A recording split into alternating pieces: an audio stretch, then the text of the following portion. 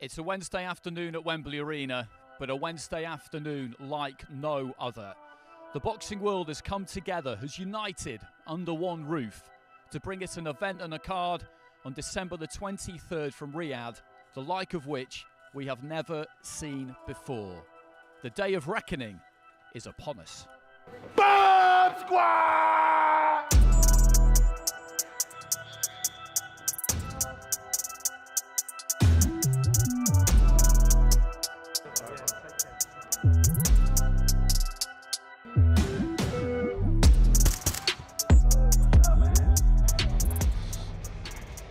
So a very warm welcome to everybody and welcome to Wembley Arena, the press conference for the Day of Reckoning that's coming our way on December the 23rd from the Kingdom Arena in Riyadh, Saudi Arabia. This event, this whole card has been put together at pretty breakneck speed. There are some huge names on that poster behind us. Big name alongside me as well, Fabio Wardley, British and Commonwealth heavyweight champion.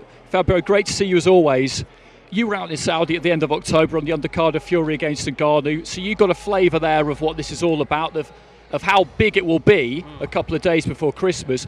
Were you surprised at how quickly this has been done? Because we thought we knew what we were getting on December the 23rd, didn't we? Yeah. Which was Fury Usyk. Yeah, I think. And then when that kind of fell out, I was left scratching my head a bit, but not for long.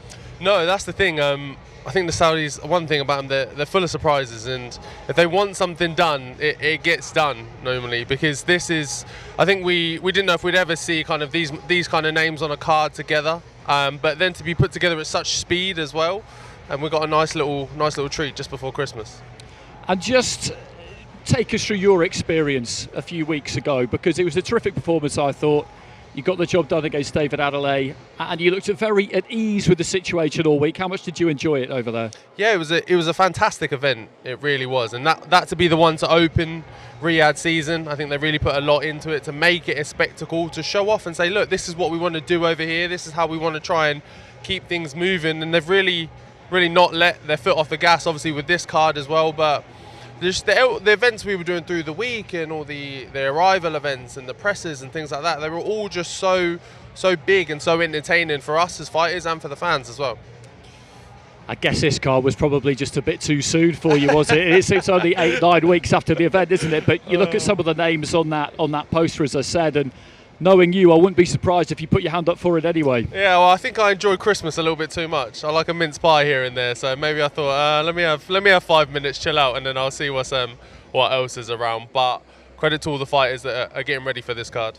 And when you look at it, there are a few on the card who did box on October the 28th. Joseph Parker is the one who kind of screams out at us.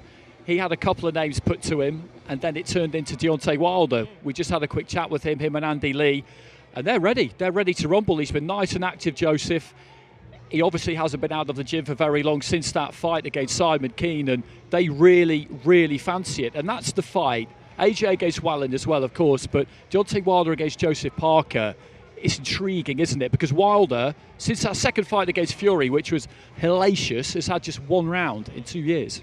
Yeah, that's the thing. I think, especially for Joe at the moment, activity is going to be a key for him. He's been busy, he's been active. Even before this card, he'd had a few fights as well. So he's coming into it, especially coming off the win against Simon Keane as well, that he's going to be have a lot of confidence going into that fight. And he's going to think that, hang on, Wilder might have a little bit of ring rust here, so I can get at him, stick it on him early, get close to him and put some pressure on him. But I saw Andy Lee in that in the back as well, and they're extremely confident. So that one's shaping up to be a very interesting fight.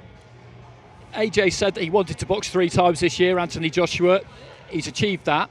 We're going to see him against Otto Wallin, who's a guy who's been over to the UK for lots of sparring. We're pretty familiar with him after that fight against Tyson Fury. He had a really good win against Murat Gassiev recently by split decision. I'm not saying he was definitely taken there to lose, but I feel like that was the plan on behalf of Team Gassiev, obviously. That's a dangerous fight because, you know, he could be a tricky guy. Yeah, I think that's the thing. I think if you look at this card, I think the AJ fight is the potential banana slip because how quality Wallin has operated with higher level opponents like Fury as well. So, and then you've seen AJ come off. Obviously, Usyk's a different animal, but still southpaw and still awkward to work with. So to see him get in now with Wallin and see how he performs, it may be a very interesting one for him on the night. Daniel Dubois going straight back into the not quite so deep end against Jarrell Miller as it was against Alexander Usyk. The fight against Usyk in Poland, I was over there for it, and we all know what the talking point ended up being. But at the same time, I felt like he showed us quite a lot throughout that fight. I felt like Usyk won all the rounds, but Daniel was certainly competitive all the way through it. And I mean, I feel like he could take a lot from that, and that Miller is maybe the right guy for him at this point. Yeah, I think they're both.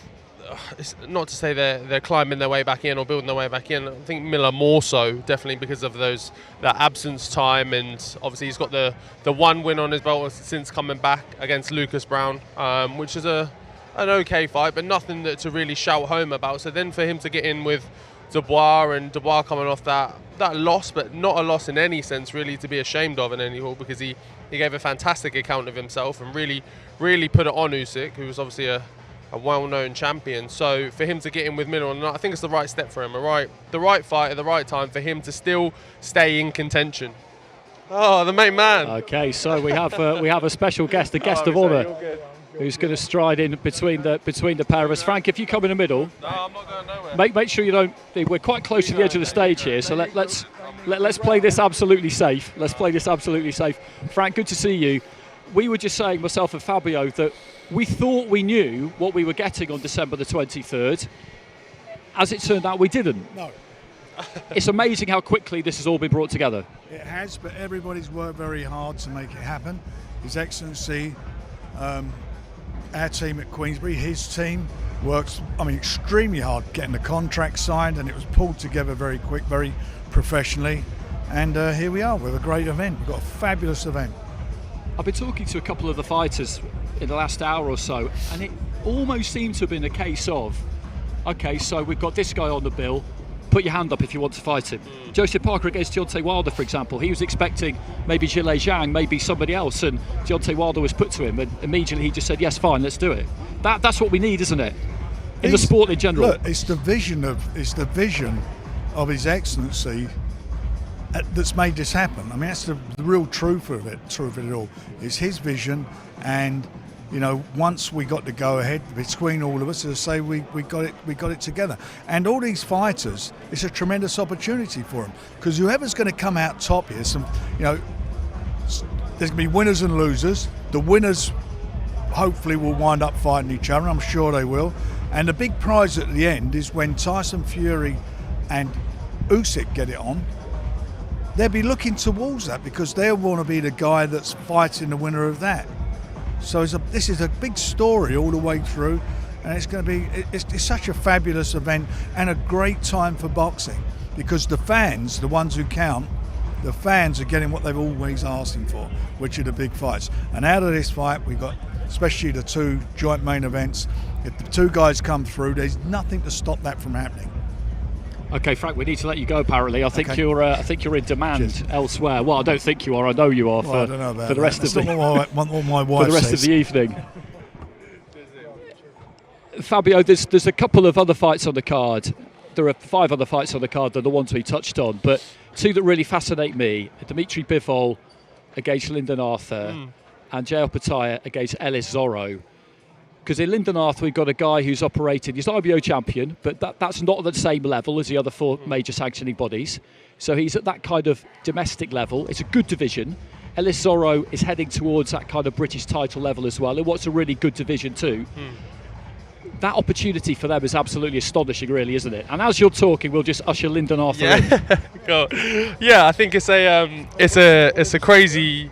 It's a jump, definitely, but it just shows the character to see the opportunity in front of you and take advantage of them. And when things are given to you, whether you're perfectly situated or not, I think that about fighters at least is they set everything aside and go, no, I can do this, and here's the stage and watch me do it, basically. That's it, Lyndon, isn't it? That's it. Dmitry Bivol, he's the man. Him and Artur Beterbiev in the light heavyweight division, they're the ones that people look at. So just talk us through the timeline of this from your point of view. When was it mooted that this fight might happen, and when did you finally agree? About 4 days ago, the manager phoned me up and said, will you do this? It's like, all right, fuck it, Ray. Oh, sorry, shit, can't. Oh. Yeah, continue. And when you got the call, what was your kind of mindset towards it? Because you hear the name Bivol, and you know how big he is in the division. What was your thought process to it? I'm a Bivol fan. Probably my favourite fighter at the moment. But what do you do? Exactly. What do you do? Like, what am I supposed to say? Do you know what I mean? Like, it's one of them things, innit? When the call comes, you just got to say yes. You have to. I think so. We know the task at hand. We know how good Bivol is. Everyone knows. It's not a secret to anyone. But I've got to go in there and try my hardest, innit? Yeah, 1,000%. I guess it's the kind of situation, or people like to describe these fights for fighters who are in your position as being, not that you can't lose, because professionals don't look at it like that, but there's no real pressure on you. Is that fair, or do you feel pressure going into this? I get what. I don't feel like there's pressure on me like there will be on Bivol. If he has a bad performance against me, I can only win in that situation. It's kind of a bit of a win-win situation kind of thing. Like I go in there and I beat Bivol. I've changed my life for years, forever and ever and ever. So, it's just one of them things again. I mean, Fabio, this is what boxing is, isn't it? You work and you work and you work and you work, and there'll be days and times and fights where you feel like it's not worth it, where you feel like it's, is the juice worth the squeeze, basically? But you stay in it and you get this kind of opportunity. It's amazing. Yeah, I think that's the thing, especially for boxers. We're always waiting for that phone to ring in terms of that one big opportunity, because we're always sitting there thinking, like, give me my one chance, give me my one moment, let me have a go at it and watch what I can do. And I think that's for obviously here as well, and some of the other fighters on the card. That's what they've got. They've had the call and they've thought, no, watch what I can do. I'm gonna show you something on the night. So I did notice as you came in, there was maybe a little bit of a limp there. I'm hoping that there's no. Fine. That'll be fine. Should Come be fine. by. Yeah, should be fine. What's Pat said to you about this? Pat's Pat. Pat's always going to be Pat. But Pat's behind me, so that's all we need. Pat Barrett is trainer I was referring to there. Lyndon, thanks very much for joining us. No problem. Thank you, we will let you go. Good to see you as always. Lyndon Arthur taking on Dmitry Bivol for Bivol's WBA World Light Heavyweight title. And that was just a pure coincidence that he arrived just as we were talking about that, because the mindset of it is kind of fascinating, isn't it? And for Ellis Zorro, who we'll have a chat with at some point as well, I'm sure, it's the similar situation but bigger, because of the level he's been at and the fact that Opataya, we saw what he did against Jordan Thompson a few weeks ago. It's in no other sport really do you get the chance to make that kind of leap.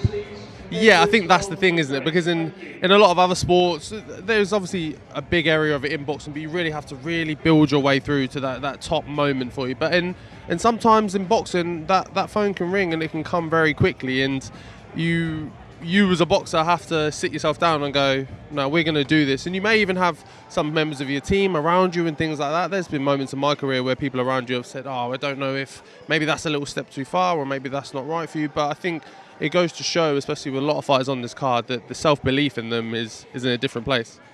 Yeah, absolutely.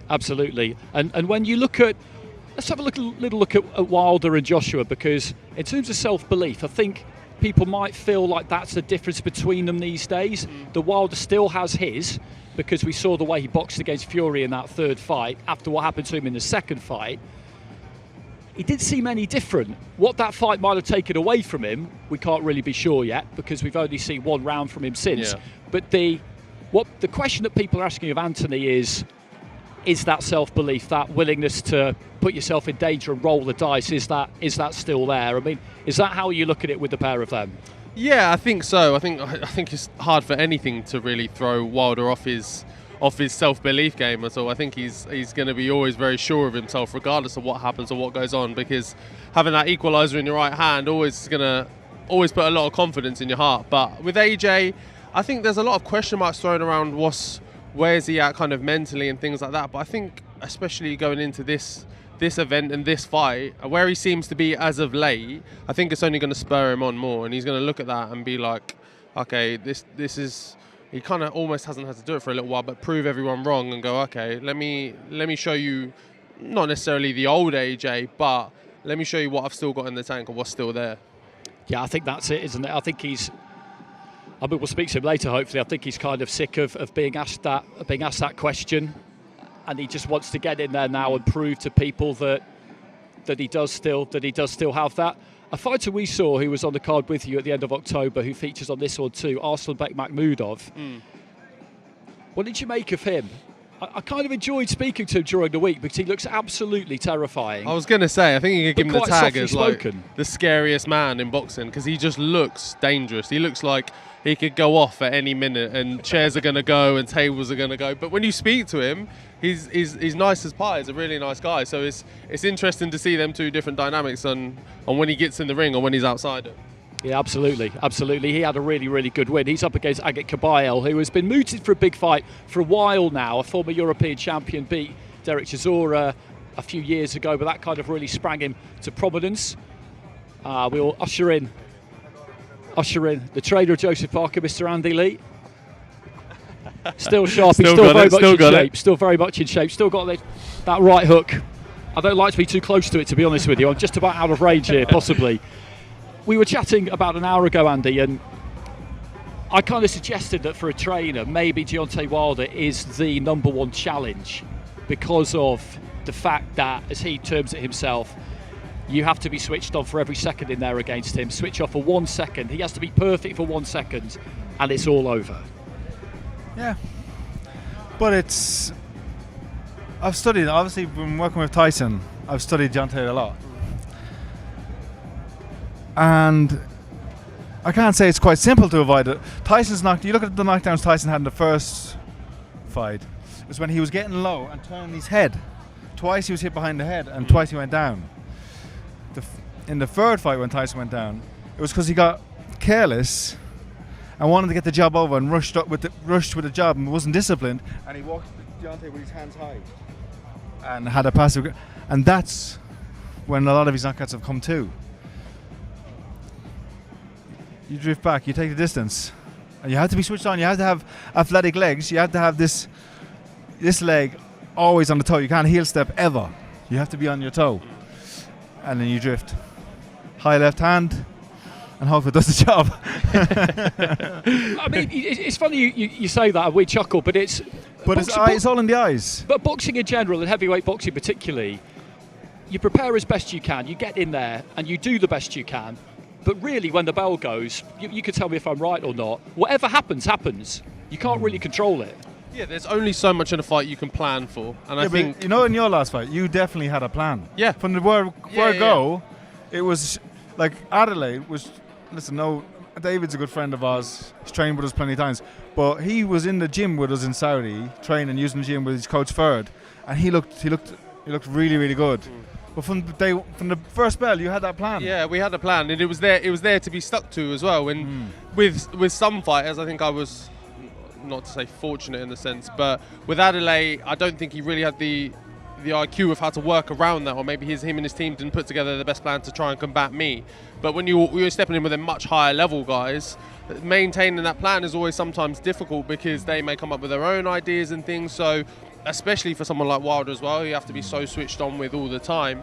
It's about working with that plan in your mind, but also when things go a little bit south, a little bit left, like you saw with the Fury as well, he never planned to get dropped in his fights at all, but got up and the one where he came back and still won the round and things. So there's always them moments where they're going to creep up in a fight, and you've got to just have the wherewithal to stick to something new.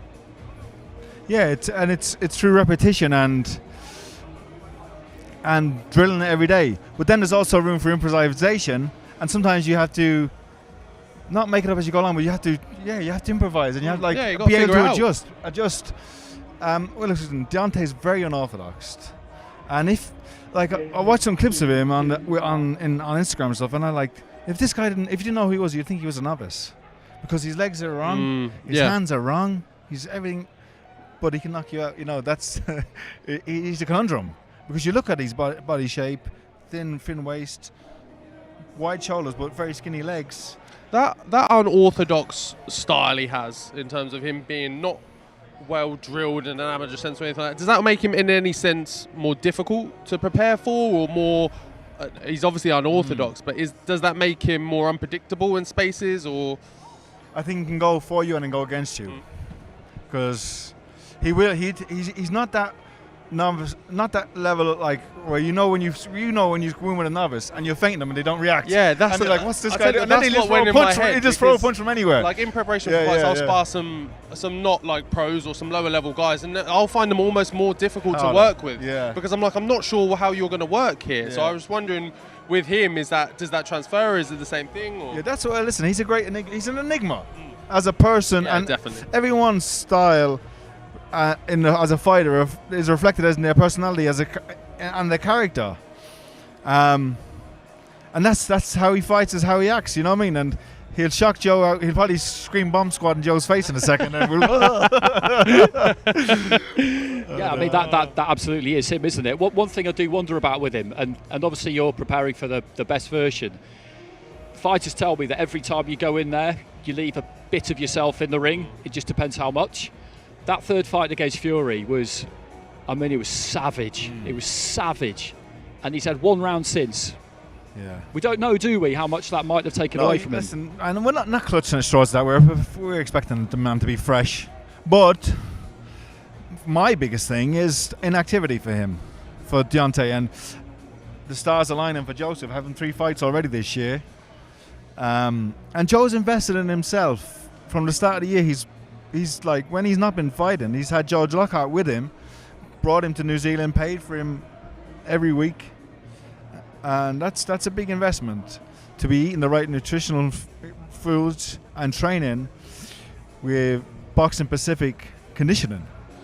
I think it's made a big difference in Joe's career. And just while we've got you here, what do you make as Otto Wallin as an opponent for Anthony Joshua? It's a fight that's been mooted for a while, and it never ended up happening, but he's a big, tall southpaw, 6'5" southpaw, and most people will say nobody needs one of them in their life. But Anthony Joshua has chosen to fight him. Third fight of the year too, which is a good thing. It's a good thing for him, yeah. Activity, and he's spoken a lot about it, Joshua. But this is a potential banana skin for him. And he's got, like, I don't know what they're thinking, and who's the brain box behind it, because Wilder and Joshua will be fighting now. If there are any, just get in there and fight each other. Everyone's waiting for this fight. You're not going to be as good as any better. If anything, the 2 fights you're about to have are going to potentially ruin your careers or take a lot out of you, even in winning it. Because listen, Joseph, Joseph, he's been to the well many times. Yeah. He was not going to lie down for anyone. Joe's going to go in there and throw his hands. And Joe's punching extremely hard. And and Wallen's seriously solid, good fundamental European fighter. Yep. And a southpaw, like you said, with Joey Gamache in his corner, one of the best boxing men in the game. This is crazy. They're risking it all. We're not taking no risk. Wallen knows. We've got it all to gain. They're taking the risk. Yeah, definitely. Yeah, that's it, isn't it? Because if you could get the win, then you take his place. It's snakes and ladders boxing, isn't it? You beat somebody, you move upwards, they move sideways or down. Yeah. So, listen, it's interesting, isn't it? It's crazy. Wallen Parker 2024, Yeah, taking the bill. yeah. They both do their jobs, and it could change things around for the new year.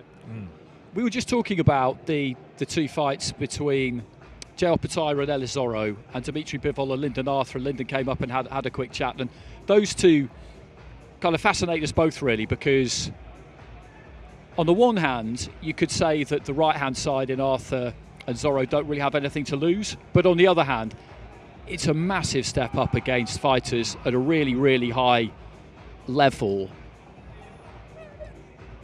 As a coach, you have to be lots of different things: psychologist, mentor, father figure, all of that.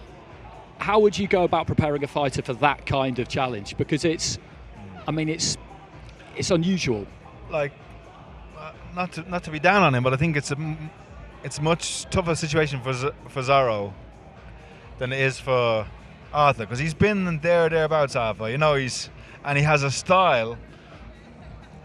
I don't know, maybe you look at Marcus McDonald, who fought Bivol before. He had a good fight with him. Bivol's a boxer, and so is Arthur, and he has a great jab, Arthur, and that will always get him through. Where just Jai Patel he's a phenom, isn't he? his legs, he's got some of the best feet in terms of distance control and springing in and he's spiteful too. And as I talked about, fighters' characters and personalities reflecting their style. You see him here, he's got the biggest chip on his shoulder walking around the place. He's flew in today from New Zealand. He is pissed off. He's flying back out tonight or tomorrow. He does not want to be here, but he knows he has to be. No, I mean that by all, I don't know him, but by all accounts that's him. You know, he uses that. You know, he's always got that feeling of, you don't think I should be here, do you? You don't think I'm good enough, and you haven't said anything to him, but that's just how he is all the time. Simon Keane was a bit like that. Your guy. Yeah, well, in we Saudi thought Arabia. that, but later he was walking around like this all the time. Did you see him in that room? Yeah, I did. But you know what happened? I wondered if I had a problem with him or said something bad about him. Apparently he didn't have his glasses and he couldn't see, so he's walking around like this. So I thought he had a bad. I don't know. He was sound after it. Let's say, yeah. What about you, Fabio? When you back out? Well, that's the question, isn't it, mate? That's the question. But I've had a couple of weeks off, bit of time off, so we're just going to Christmas after. hang about. Yeah, enjoy some of Christmas, hang about, and then we'll see what's coming up in the new year. Solomon Dakers. Maybe. It's a good fight. It's a great fight. It is a good fight. It is a good fight. There's plenty of options out there for you. Once you already had that British title, but with a Commonwealth title now, and I think 3 top 15 rankings. That's right, isn't it? So. What do you think about it? You're gonna there's the Clark, Dakers, these guys, or are you gonna go up? No, I think I've got at least one more. Because they were saying Wardley, Parker. Yeah, I know. I did. We were getting that fight on. Roll me straight in. I was like, oh, what's going on? But yeah, no, I think I've got at least one more British level. Because there's still some good fights to be had here, and I've no need to just run off into the international scene straight away. Like, it's nothing. It's always going to be there. So if I can get some good domestic fights off as well while I'm still here, then I will. I'm not shy from them at all. They're some of the best ones, so I like them. So we can still mix around and do them. So just one more before we let you go. Another thing that's quite unusual about this is that lots of boxing's kind of big houses are all coming together under one roof, hands across the water, which we don't normally see, but it's good, isn't it? Because this is what we need. We need more of, because it does seem to me that in the UK anyway, in recent times, things have got fractured to the point where it's been quite unhelpful. Listen, this is what boxing needs, but don't get it wrong. They're not doing this out of any goodwill. The one reason this is happening is the one reason only. Money. Eddie Hunt and Frank Warren together, hugging and kissing, shaking hands. Money. Well, it's happening. It's happening, and that's. I've just lost my job. It's been nice knowing you all. Well, before you get yourself in any more trouble, we'll let you go. We'll let you go. Andy, always good to see you. Cheers. Very much looking forward to that fight between Deontay Wilder and Joseph Parker. As we said at the beginning, that's the one that kind of, leaps off the page at you. We are expected to get going behind us fairly shortly. There's a lot of people to get up onto that top table. Our MC Dev Sardi there, just looking very pensive, sat in the middle. This is not a straightforward job for him. He did sterling work out in Saudi Arabia, so there's plenty of people to get into position. Deontay Wilder arrived a while ago. I haven't really seen him backstage, but I heard a bomb squad midway through that. Did you? Yes, I did. Yeah, I did. So I thought, he's in the building then. He's arrived. I think Anthony Joshua wasn't in the building quite as early as Deontay Wilder, but Dev Sardi, I think is poised and ready to go. So let's hand over to our Master of Ceremonies for the press conference, Dev Sardi. Turn the music. Hello, welcome everybody. Thank you for joining us here today for today's groundbreaking press conference. We've got a huge event in Riyadh on December the 23rd, and we're now going to welcome to the stage some of the stars involved in this huge event. Let's first welcome heavyweight contender Junior Farr.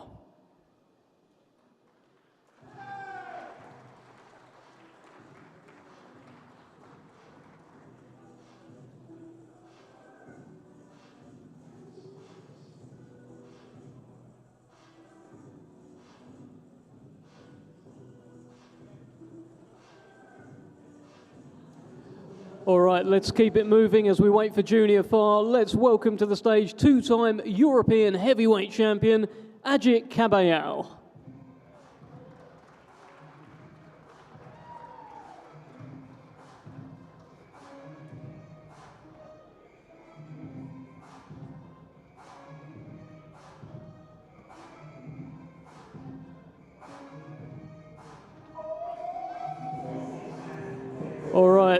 Let's welcome up to the stage the IBF World Cruiserweight Champion, Jai Opetaia.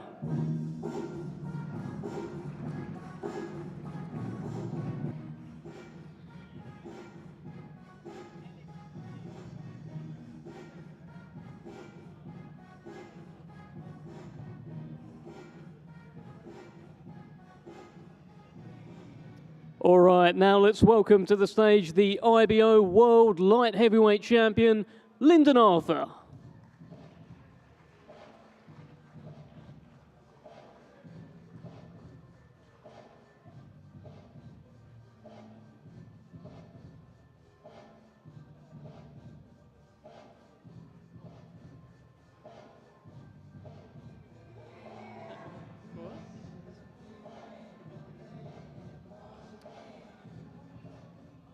All right, now let's welcome to the stage the WBA World Light Heavyweight Champion, Dmitry Bivol.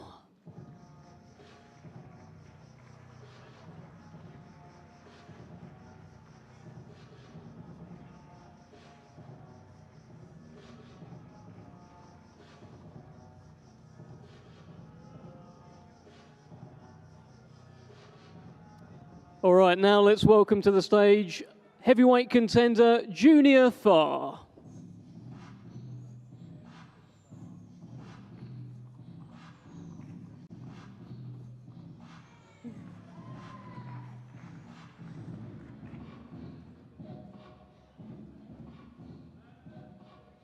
All right, on to our next heavyweight contender. Let's welcome Mark Demori.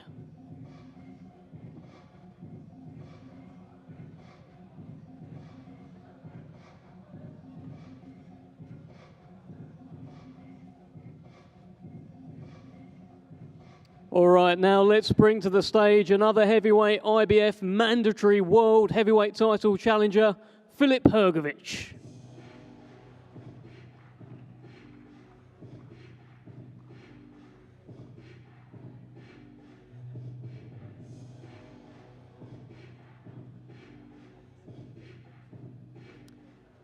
All right, now let's welcome to the stage one of the hardest working promoters out there of Salita Promotions, Dmitry Salita.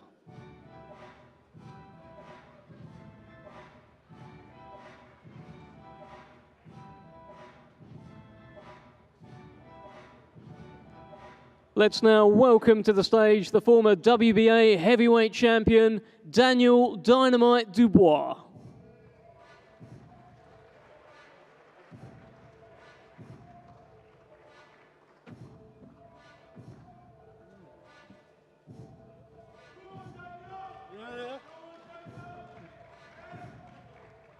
All right, now let's welcome to the stage his opponent on December 23rd from America, Jarrell Big Baby Miller.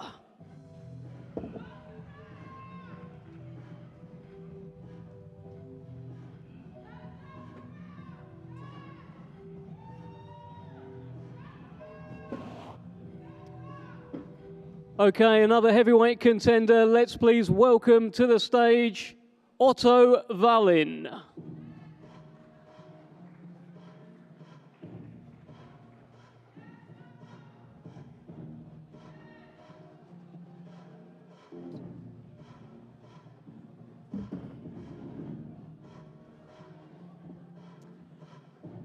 Okay, ladies and gentlemen, let's please welcome to the stage the former WBO World Heavyweight Champion, Joseph Parker.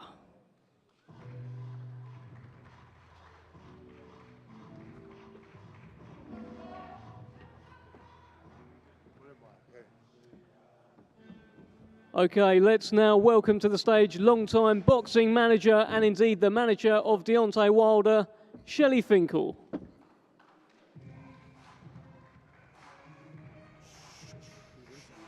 Hey, I hate him.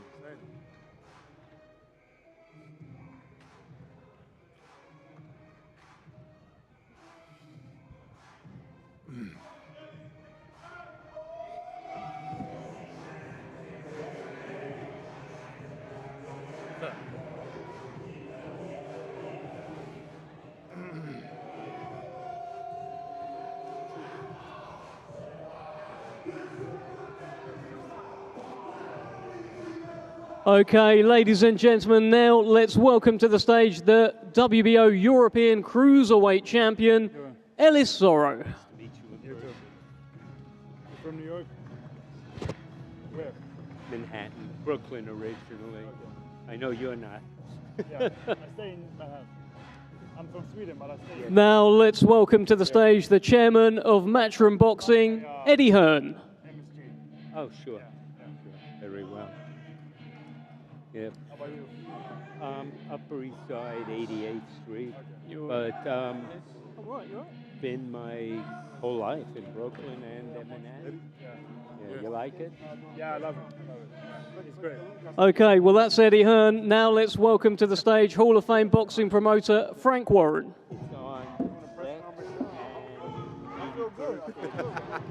My grandkids, they're older. Yeah? Yeah. It's not bad. Yes, exactly, Nice. yes. Yeah, do you like it? Love Yeah, perfect. I'm going to start. When you start the presentation, I'll do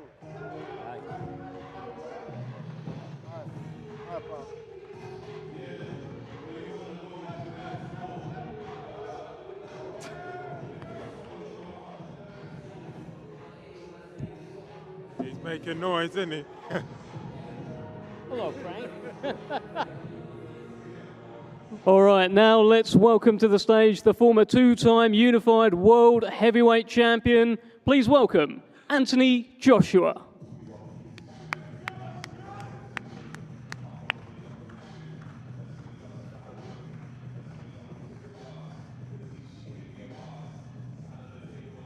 I know Jolene about 30 years. Very, and you know, the Duvers, Lou was my partner when I started my first fighters. I had 5 '84 Olympians, 4 became champions. It was Mildred Taylor. All right, thank you, ladies and gentlemen. Now let's welcome to the stage the former long-reigning WBC world heavyweight champion, Deontay Wilder.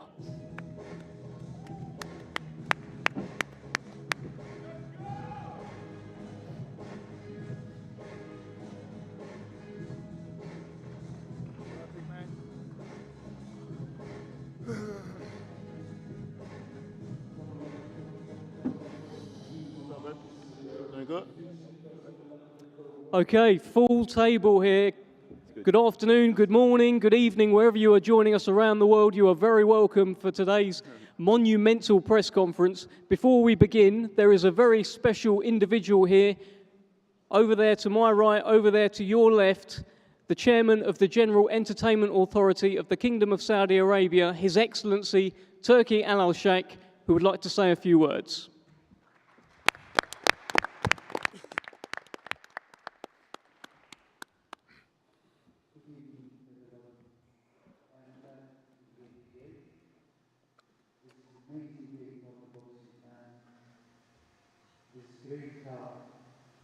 It's the beginning, not the beginning, the next, the number 2 step after the 28th of October, when the opening of Riyadh season ceremony after the battles. When Frank Warren, my friends, said from home of the way, it's game changer, it seems, it is game changer. We focus in the Riyadh season on the vision of the Crown Prince God blessing 2030 for the country to deliver to the fans of boxing all around the world great fight and great day. For that, I hope in 2024 to see great fight for Riyadh season and Riyadh calendar. We want to see Joshua Wilder. We want to see Bivol and the Chechenian star. And we want to see Herbridge. We want to see all the stars and in good fight. We're focused to deliver this if they help us. And I thank all the 12 promoters who was with us today for everything. And I am happy to be here. And please help us to deliver to the market good fight, because I am fan and you are all fans and around the world. The last thing, in this day, we will try to be deliver it to the people with good price in the platform, inshallah. Thank you.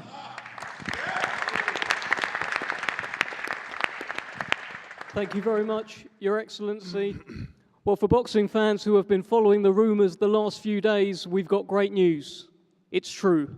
Look at this top table. On December 23rd, there is a day of reckoning in the Kingdom of Saudi Arabia to continue Riyadh season. A huge night coming up. A galaxy of stars, world champions, contenders will all descend upon the Kingdom Arena in Saudi Arabia, the second boxing event of this Riyadh season, and we cannot wait for this one. The co-main events, the return of the former two-time unified world heavyweight champion Anthony Joshua, taking on Sweden's tricky tall southpaw Otto Wallin, and in co-main event status, the return of the long-reigning, hard-hitting former WBC world heavyweight champion Deontay Wilder, taking on former WBO world heavyweight champion, the reignited Joseph Parker. But as you can see from this top table here, there's so much more than that. There's so many fights here that could just headline their own event.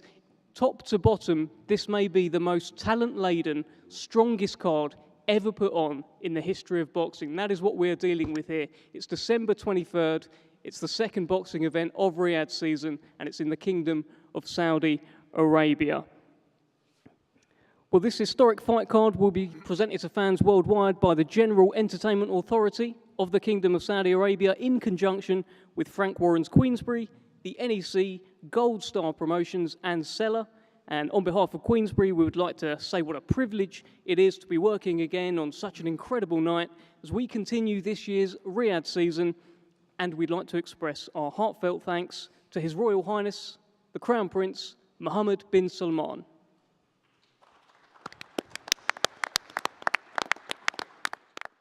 And our thanks to His Excellency, the Chairman of the General Entertainment Authority of the Kingdom of Saudi Arabia, Turki Al Sheikh. And of course, a huge thanks to all of the teams at the GEA, Riyadh season and Seller as we continue to work together to deliver special nights in the Kingdom. Very shortly, we'll be hearing from each of these superstars up here on the top table. But before we begin, I'd just like to take a moment to discuss our wonderful hosts on December 23rd. And Riyadh season has simply become one of the most anticipated global events of the year. People travel from all over the world to come and have a look at what's going on in Riyadh season. There's more than 12 zones, each offering very unique experiences. There's live concerts, sporting events, some of the best fine dining out there.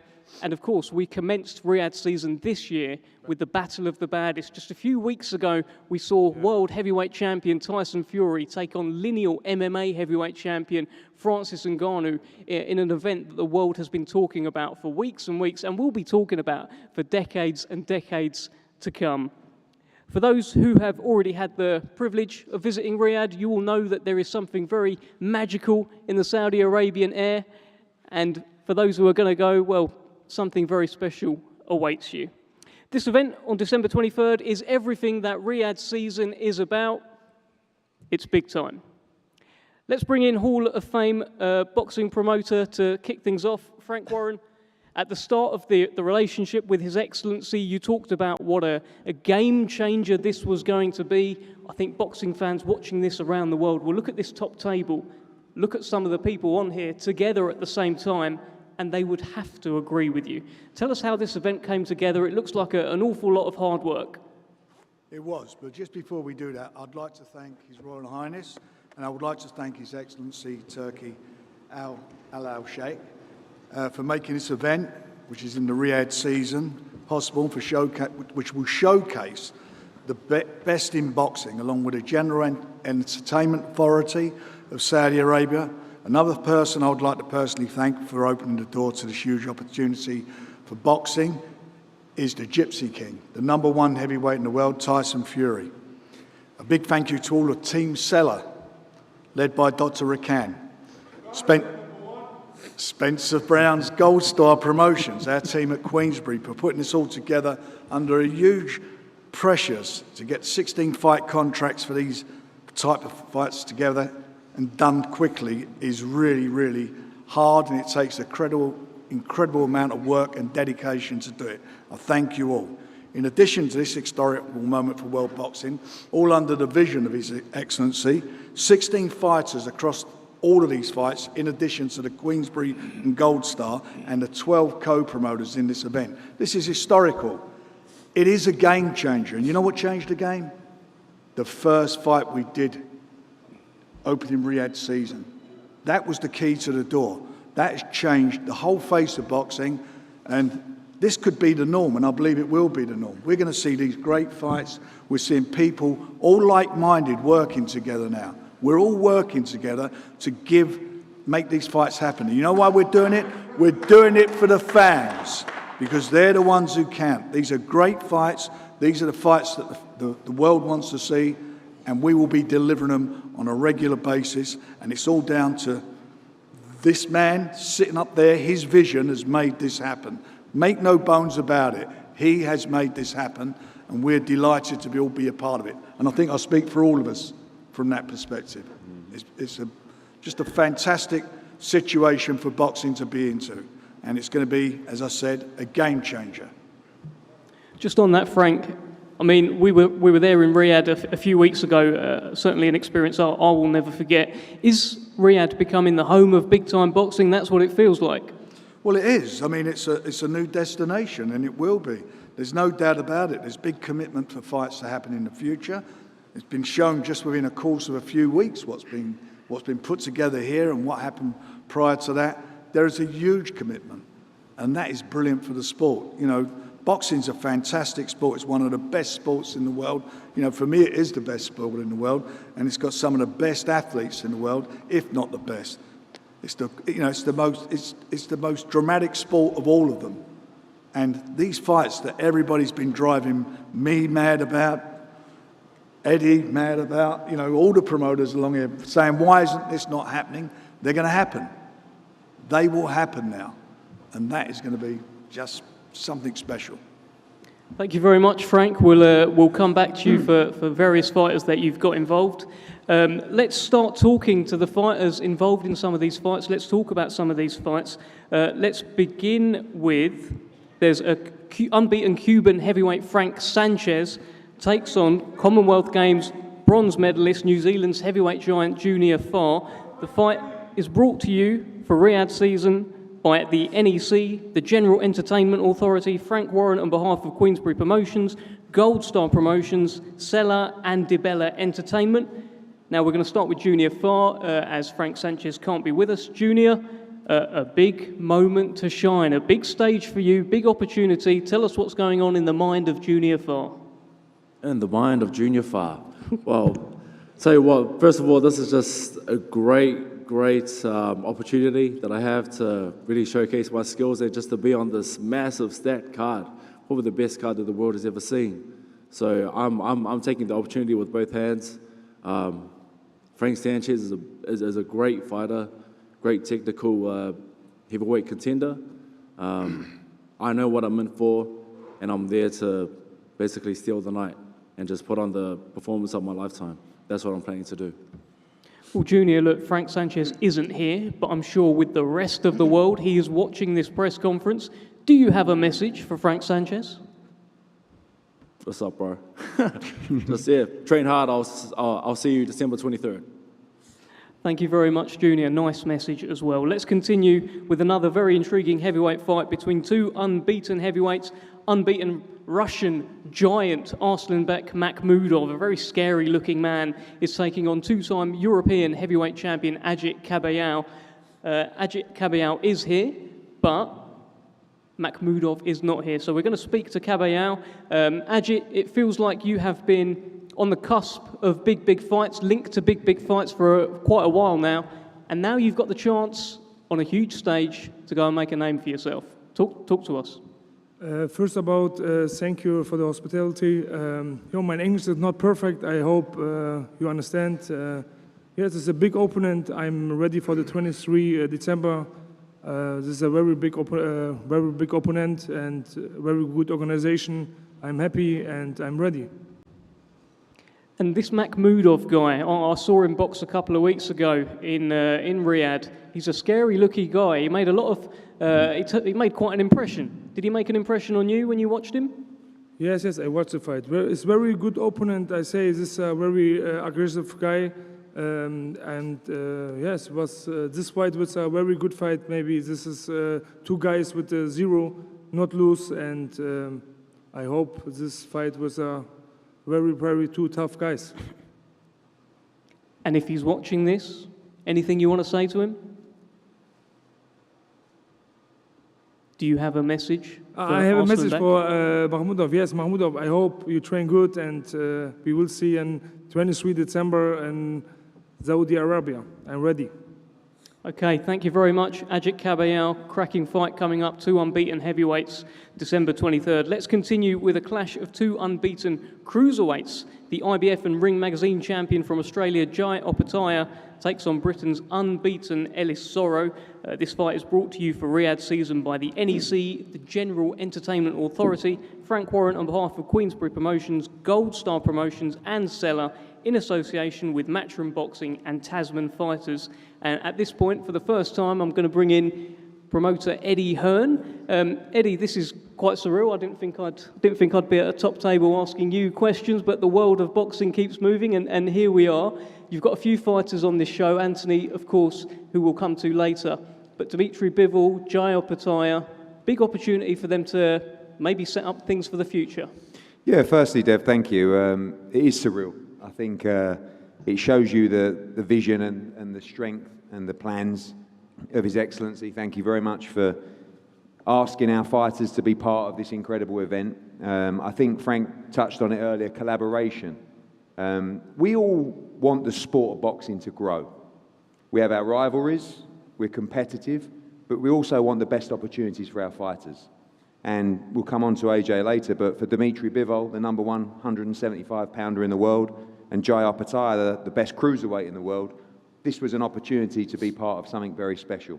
I've never seen a card come together at speed like this, and thank you to, of course, His Excellency, but also to George Warren, to Spencer, and the teams at Queensberry and Matchroom that work very quickly to make these fights happen. And it just shows you when you want to make fights, when you have a vision, when it is in the best interest of the fighters, we can get it done. So I think it's refreshing to see the change, perhaps, in the way boxing works here today. And I think the event on December 23rd is the best event I've ever seen in the sport of boxing. So firstly, when you talk about Jai Opetaia, he came over recently in his, which unfortunately for Jordan Thompson has to be called a demolition job. I think it was a performance that grabbed the attention of the UK fans, the global fans.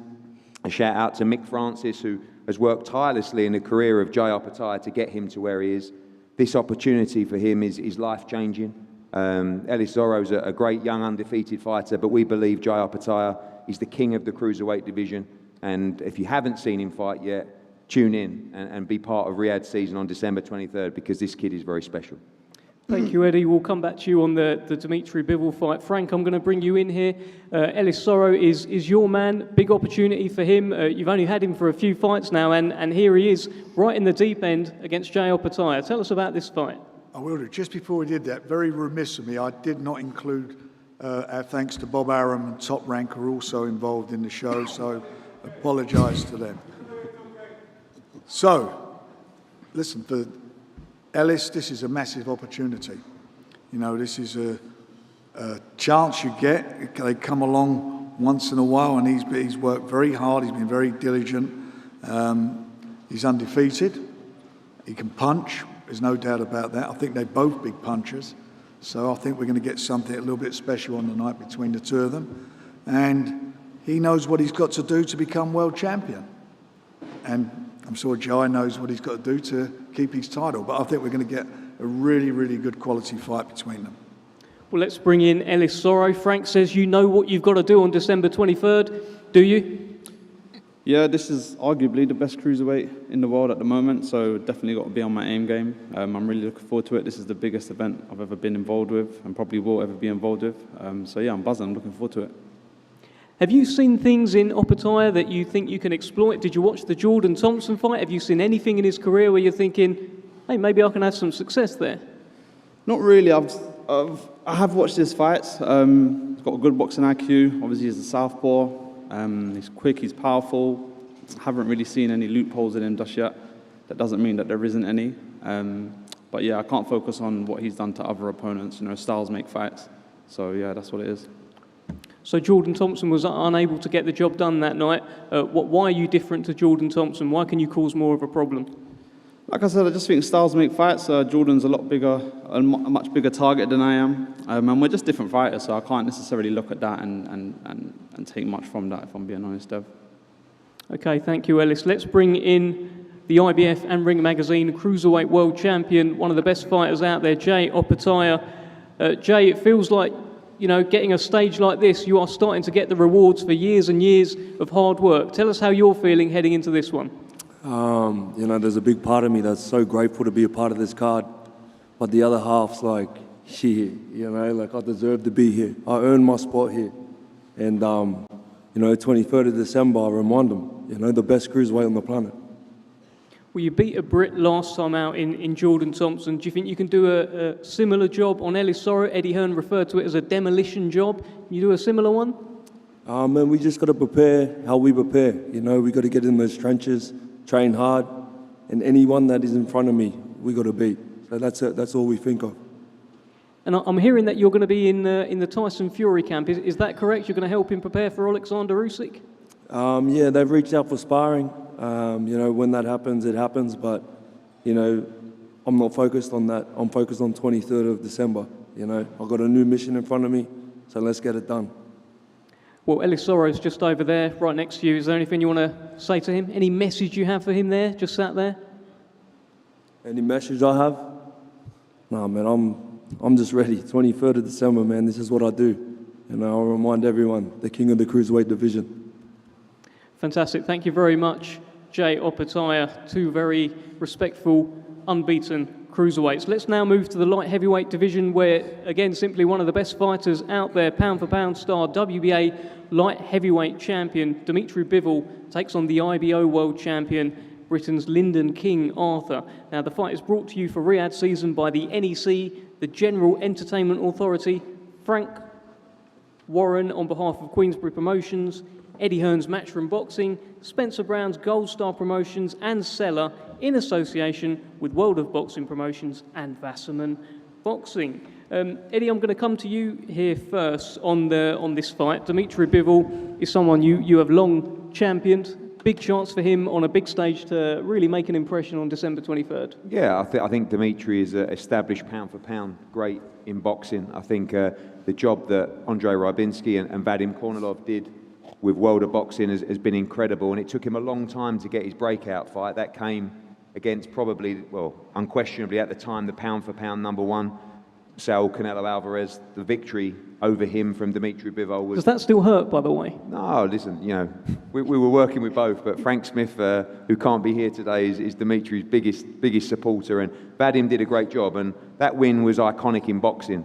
A great win as well against Gilberto Ramirez last time out, some time out with injury, and now back in a great fight. I'm so pleased to see Lyndon Arthur get the opportunity. You know, this is such a great opportunity for so many British fighters, and I'm glad that it was given to Lyndon Arthur, who's, you know, you've seen him in great fights against Anthony Yard, winning and losing, and he'll give it everything with Pat Barrett and the team on December 23rd. But for Dmitry Bivol, we all know what he wants. He wants the winner of Artur Beterbiev against Callum Smith for undisputed. I'm sure that's a fight that will be discussed in due course, but Lyndon Arthur got other plans, and I think it's a great matchup.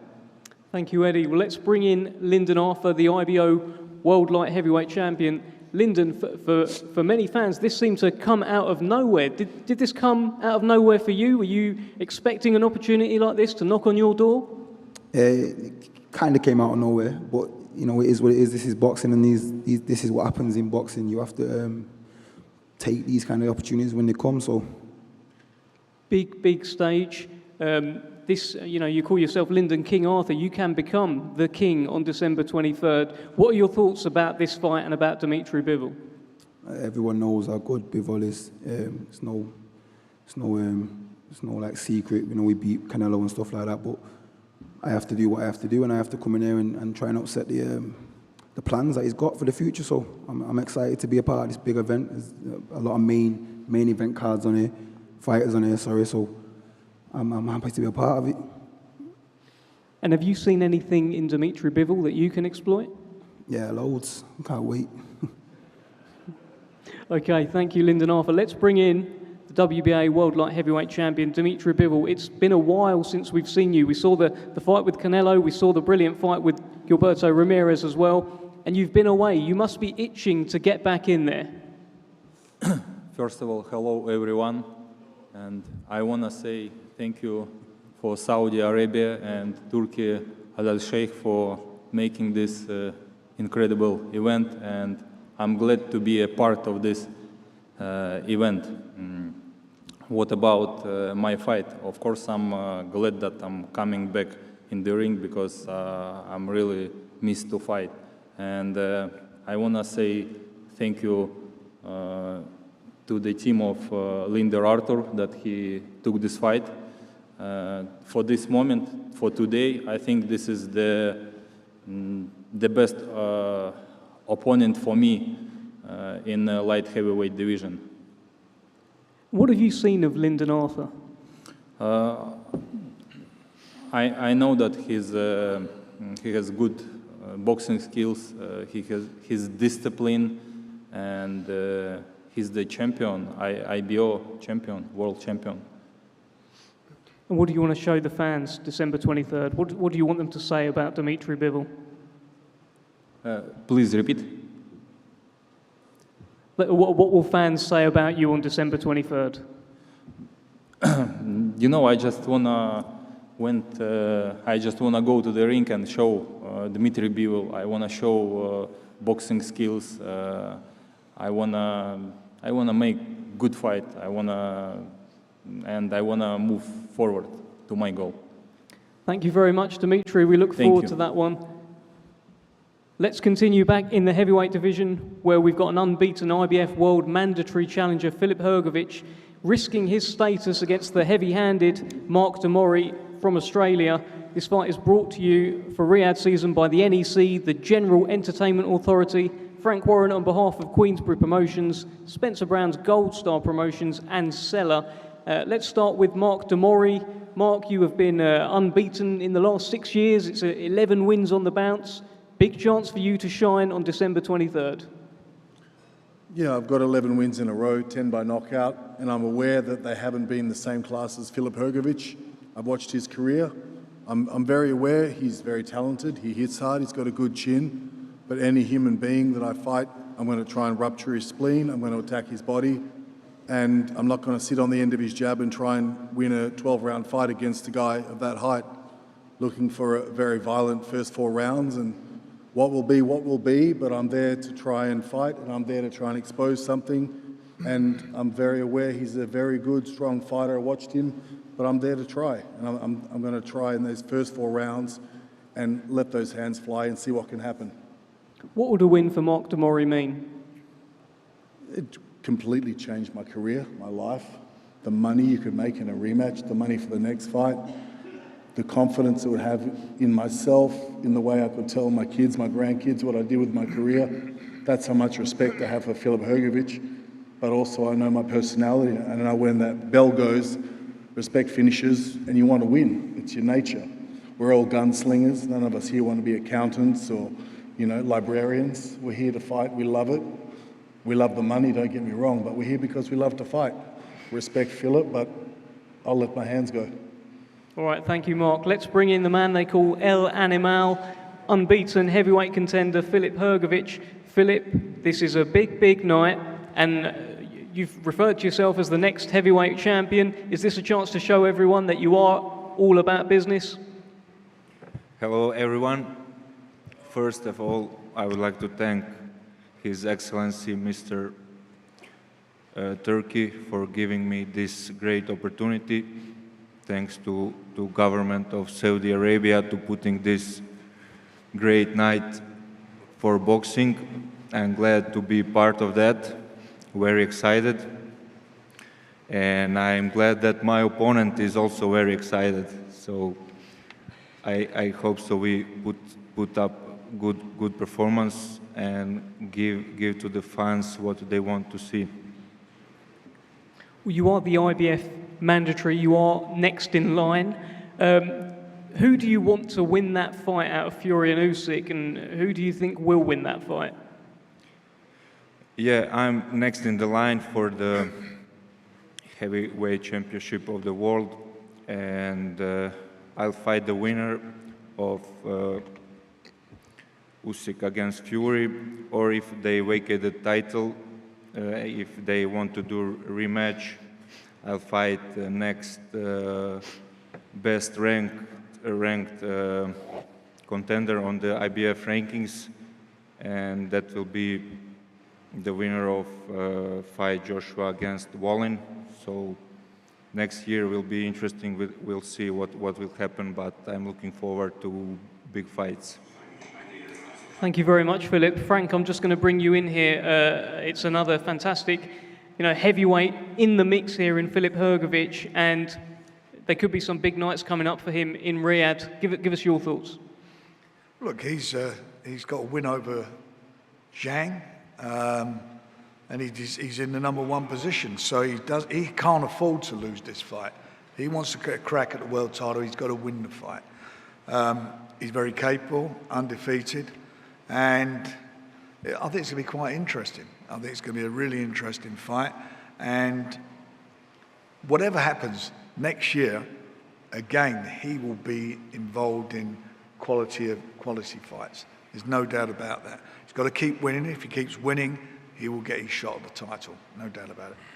Thank you, Frank. Let's keep it moving. In the heavyweight division, we've got a very, very intriguing fight here between Britain's hard-hitting former WBA heavyweight champion Daniel Dubois against America's loud, outspoken, unbeaten and brash Jarrell Big Baby Miller. This fight is brought to you for Riyadh season by the NEC, the General Entertainment Authority, Frank Warren on behalf of Queensberry Promotions, Spencer Brown's Gold Star Promotions and Seller in association with Salita Promotions. Now, before we speak to the fighters, let's hear from the promoters. I'll bring in one of the hardest working promoters out there in Dmitry Salita. Jarrell Miller is a guy that you have been backing for a long time now. He's right behind you there as well. Big chance to remind the world what Big Baby's about. Thank you. First of all, we're very grateful to participate in this event, and I'm very grateful to His Excellency and to Queensberry. It's been a great honor to work with you guys. I've been saying this for a long time. Jarrell has the skills, the personality to be one of the best heavyweights in the world. This is a big step in that direction, and I believe he's going to be explosive, sensational, exciting, and victorious on December 23rd. How do you see this fight going? Because Daniel Dubois, in his last fight, he boxed Usyk. There's a lot of controversy around that fight. Jarrell Miller, I don't know if he's boxed at that level yet, but tell us how you break down this fight. I think Daniel Dubois is a very talented fighter. He has shown that he's hungry, he has a lot of power, he wants to win, but Jarrell's tenacity, his size, his power, I believe is going to be his key to victory. And Jarrell, with an impressive victory, fits himself right in to the big fights with Anthony Joshua, the winner of Tyson Fury versus Usyk, Deontay Wilder, etc. He is an elite heavyweight, and I believe it's just a matter of time until he reestablishes himself as that, and December 23rd is a big step in that direction. Thank you, Dmitry. We'll come back to you when we're talking about Otto Wallin. I'll bring in Frank Warren here. You are Daniel Dubois' promoter. This is Daniel's first fight since that Alexander Usyk fight, and you would be forgiven for maybe an easy touch, but in front of you, you've got a 300-pound pressure fighter who's unbeaten and coming to take Daniel's head off. Tell us your thoughts. Look, Daniel needs a fight. He needs a tough fight. He's got to go out there and show everybody what he's about. He was that much away from becoming world champion. I'm not going into the controversy again, but he can punch. And there's been some doubters out there. We believe in him. He believes in himself. So he's got to get out there now and show what he's all about. He's a young man. And this is, at the end of the day, I'm with the greatest respect to all you fellas. A lot of them are getting older. He's a young guy. He's got a big opportunity here to on this stage to show that he can do it and what he's all about. And I've got faith in him to do it. And obviously you're going to speak to him yourself and ask him. But he cannot afford now to slip up. This is it. This is his big moment in time, and we're going to find out what Daniel Dubois is all about. Thank you, Frank. Well, let's bring in Jarrell Big Baby Miller. We are going to find out what Daniel Dubois is all about on December 23rd. Are we going to find out what you're all about? First of all, I want to say, we got to wake this crowd up. Assalamu alaikum. Thank you, Brother Turkey, for putting on this event. Frank Warren, George, for working diligently behind the scene and making it happen. Brother Spencer Brown, for really putting this together. And thank you, Daniel Dubois, for being the dummy to sign the contract, because I'm going to beat your ass. Listen, man, proof is in the pudding. When I talk that shit, but I back it up every time. So whether it's kickboxing or boxing, I'm going in there and I'm going to rip his head off. You know, there's a saying we have in New York. I mean, if you don't like vulgarness, cover your ear.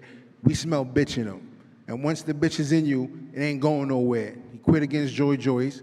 He got beat up and knocked out by a jab by Usyk, and those are small guys. I mean, Joy Joyce is big, but he ain't big baby big. So I'm telling you something, when you find a mean guy like me that's throwing 80 punches around, got a good chin, don't quit, come forward, I'm kicking his ass, and I'm sending him to early retirement, plain and simple. Okay, well, let's your mama, too. Let's actually bring in Daniel Dubois here. Daniel, you've just heard a lot of comments there. He says he's going to kick your ass. He's talked about doing all sorts of things to you on December 23rd. How does that sound? Excited for it, this is it. Big time boxing, baby. I want to chop that tree down, and that's what I'm planning to do. Jarrell, what do you think of Daniel Dubois?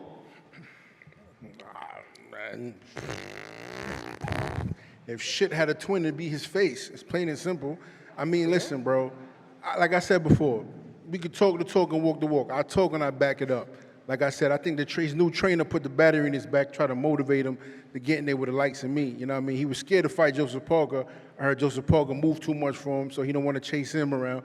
So he thought because I'm inactive, he going to fight a big guy like me. But I come forward, and I'm just mean, hungry. And like I said before, there's nothing he's going to do to me that's going to bother me.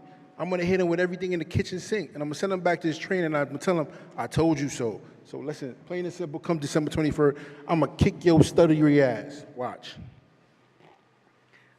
Daniel, any response to that? That's Bring it on. Bring it on. Bring it on. I'm ready for it. I'm motivated for this fight. And, after that fight and the emotions that fight stirred up in me, I'm up for it. And I want to really go You're going to make him pay? Hey? You make him pay for it? Oh, yeah. Good. Good. That's what we want. His promoter got to hype him up because he over there, he's stealing a bag of chips over there, boy. Listen, man, I'm telling you right now, man, I'm going to fry your ass. Anybody, once I kick his behind, I'm going to buy everybody fish and chips in here. Bet my word on that. And Frank, we're going to talk long term. Don't worry after I cook your boy. I feel bad for you for putting that money behind that dude. It's a wrap. We will see. Jarrell, I've just got one more for you because you have a kind of hostility with a number of heavyweights. I've seen recent things with Deontay Wilder. Of course, you were scheduled at one point to fight Anthony Joshua. Do you have anything to say to anyone else up here? Oh, they can all kiss my black ass, Deontay and AJ. I don't like none of them motherfuckers, you know what I'm trying to say? But one thing I can tell you is that after I finish with Dubois, I definitely want Manuel Chark because he got that belt. Them dudes got losses, and there ain't nothing over there for them belts right now. But I tell you one thing, though, we all know for a fact that AJ don't want no smoke with Deontay. Shut the fuck up. And even though... Start with me, Even though... Yeah. Miller, don't start with me. I'll come over there and listen, slap you, and I see you brought your mum here I again. almost kick your ass last time. I see you brought your mum here again because you need a rampage. Boy, shut up. You're Don't not built forget like that. But like I was saying, we all know that AJ don't want no clown. smoke with Deontay. As much as I don't like Deontay, I know Deontay will put that motherfucker in the grave. So I'll make it easy for you. Either you can fight Deontay and go to the grave, or fight me and go to the hospital. Either way, you can get your ass whooped. So pick your poison. So let's stop all that talking. Take Eddie Hearn out your ass and pick somebody that really can fight. Either me or Deontay, one of us Americans whoop your ass. So stop running over your English motherfucker. You are not doing nothing. Listen, bro. You softer than baby. You are not doing nothing to me. Watch your mouth. You let my little cousin Miller, Eddie Reese watch beat your you. mouth. You softer than Watch baby your mouth. shit. I'll come over Stop there and running from slap me. it for you. Stop running Watch from your mouth. Deontay. Man the fuck up and fight somebody with a heartbeat, bro. Shut up. But Daniel Dubois got to stop this. We can't have it, Daniel. Tell him you're not going to let him do this, Daniel. Daniel, anything to say?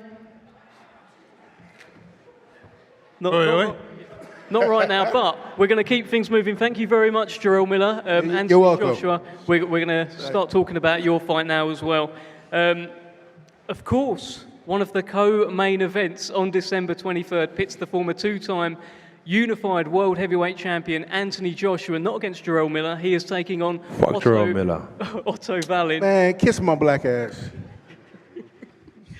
But I do think he will fight Miller one day. You ain't my promoter to judge what I'm going to do in my career. And he is taking on Otto Wallin on December 23rd.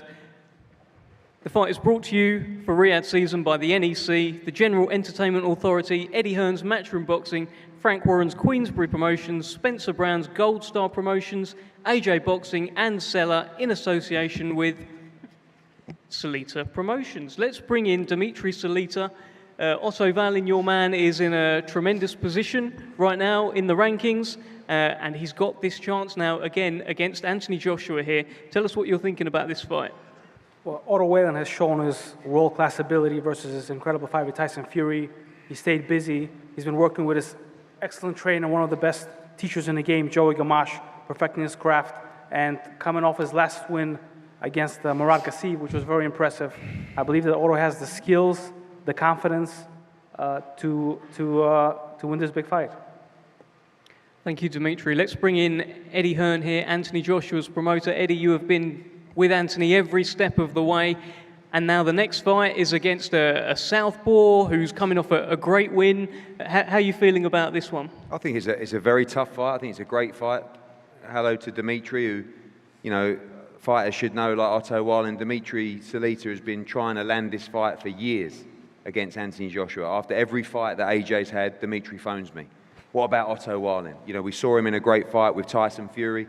I think not a lot of people know even about his victory on the road against Gassiev in Russia just a few weeks ago. It was a massive win for him. We respect him. He's well schooled. He's 6'6". He's a good southpaw, but we see something different from AJ now. You know, I think the plan at the start of this year was to box 3 times. When he was unified world heavyweight champion, the politics, the mandatories led to a lot of inactivity. He boxed in April, he boxed in August, and now he boxes in December. I think, you know, and I'm definitely biased, but I believe that there's the best chapter to write yet in the story of Anthony Joshua. You know, what he's given to this sport. He sold out arenas at Wembley Stadium, Millennium Stadium, Madison Square Gardens, Riyadh before. This is his 3rd fight in Saudi Arabia. He's changed the complete face of boxing. And it's a pleasure to go back. And you know, when we had the approach from His Excellency to bring Anthony Joshua to Saudi Arabia, it was a fight and a challenge that he wants to take. He wants to become world heavyweight champion again. I believe he can do it. And I think you're going to see a destructive performance from him. And I like what I see up here at the press conference.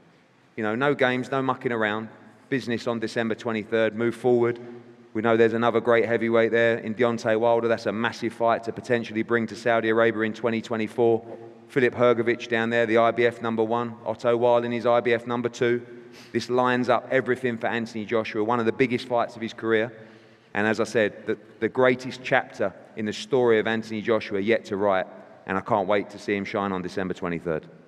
Thank you very much, Eddie Hearn. Let's bring in Otto Wallin here. I mean, Otto, as Eddie mentioned there, you've got that win over Murat Gassiev, which maybe went under the radar a bit, but it was a tremendous win. Your tail must be high right now. You must have all the confidence in the world heading into this fight. Yeah, I want to say thank you to the Kingdom of Saudi Arabia for putting on this show. It's really unbelievable what they've done in 1 week. With all these fighters, this is a huge event, and I'm so happy to be part of it. So thank you very much, and thanks to Queensberry and Frank Warren that we dealt with.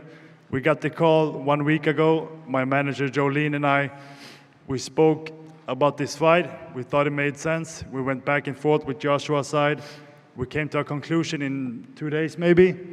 And so it was an easy fight to make for us. And I'm so happy. I just coming off the great win with Gassiev. It was 5-6 weeks ago now. I did not expect to fight once more this year, but this is really amazing. I'm coming off of that win. I'm in a great position. I'm a promotional free agent. I'm ranked #2 with the IBF, so I'm really on top of the world. Getting this fight, I'm so ready for it. I've been waiting for it for a long time, and I'm just so happy and blessed to be in this position. You've boxed before in the amateurs. Anthony Joshua won that fight. You've sparred countless rounds as well. Can you take anything away from what you already learned about Anthony Joshua? Well, I think we both have a good idea of each other. I think that I fought him when I first started boxing, pretty much. I didn't have many fights. He didn't have many fights. We fought. I lost a close decision. We fought again a couple years after, England versus Sweden. He won a close decision again. Then we sparred in 2016 before he fought Charles Martin. And I think, honestly, Joshua, he was on his way up. He's a very good fighter. He was a very good fighter at that time also. And, you know, I pretty much feel like he had his peak maybe around 2018. Joshua, he deserves a lot of respect. He's done a lot for himself. He comes from humble beginnings and really conquered the division for some time. But now I feel like he's on his way down, on his way out, and I'm going to help him with that, and I'm going to win this fight. All right, well, let's bring in former two-time unified world heavyweight champion Anthony Joshua. Anthony, you an iconic night, a historic night. You're no stranger to these sorts of nights. Tell us your feelings heading into this one. Why isn't Eddie asking me questions? You're my promoter. Feel Eddie, free. would you like to ask Anthony a question? Thank you. AJ, a massive moment for you, 6 weeks out. Yep. People talking about you've peaked, people talking about this might be... People talking about I peaked have never even seen what a peak looks like in their whole career, so I don't know what they're talking about, number one. Secondly, I want to thank His Highness Turkey and the Kingdom of Saudi Arabia for putting a phenomenal card together. And I'm looking forward to delivering my message to Otto Wallin on December 23rd. Obviously, this time around, short notice, 3 fights in 1 year. That was the plan when we set off for 2023. Yeah. You're going to deliver that, and it could lead to a huge 2024. But everybody talking about future fights, just purely focused on Otto Wallin, December 23rd. Yeah. I can't predict the future, but I know where I want to go. I know what I want to do, and I'm sticking to that plan. I set out a plan at the start of this year, and I'm sticking to that. I'm a man of my word. I stand firm on what I believe, and I believe I'm going to be 3-time heavyweight champion of the world. And my first stop to that in getting in the rankings is putting on a demolishing job against Otto Wallin. And finally, sorry, Dev. Finally, crack on. Your 3rd fight in Saudi Arabia, back to Riyadh. I know every time you've been, it's been an incredible, phenomenal experience. Incredible Riyadh season. We saw a breathtaking production, an event with Fury against Ngannou. Yeah. Excited to get back to the kingdom. 100%. When my family heard we was going back to Saudi, phone started ringing off. When can we get tickets? When can we book flights? They get treated real nice when they go there. I'm focused on my fight, of course, but my whole family, my community is going to be out there. There's going to be 100 of us strong, and it's going to be a really good time to be in Saudi Arabia. So if this is the first time you're hearing it, make sure you get booked up to head out to Saudi Arabia. December 23rd, it's going to be big, and I don't think we've ever seen a card like this before. And just definitely, finally, when we sat down in that meeting with His Excellency, just on Monday night, the vision that we saw, the passion that we saw for boxing, something that we all share. 100%. So this isn't a one-stop shop. This is what I like about the vision, is that there's a map, a roadmap with checkpoints, and I can't wait to get to the final destination. So as I said, this is my first stop, and December 23rd, I'll deliver that message, and I'll be on my way again onto the next bigger and better opportunity in 2024. I'm fully focused on this fight. I'm determined to win, and I'm determined to get back to my peak, if that's what they want to call it. Thank you, Anthony. Thank you, Eddie. I think all those questions I had written down here anyway, Eddie, so I think we're good. I think we covered it. Let's talk about the co-main event on December 23rd. A fight between two former world heavyweight champions, the long-reigning former WBC world heavyweight champion Deontay Wilder taking on former WBO world heavyweight champion Joseph Parker. Now, the fight is brought to you for Riyadh season by the NEC, the General Entertainment Authority, Frank Warren on behalf of Queensberry Promotions, Spencer Brown's Gold Star Promotions and Seller in association with Bomb Squad and Duco Events. Now, firstly, I'm going to bring in Shelley Finkel here, the long-time manager of Deontay Wilder.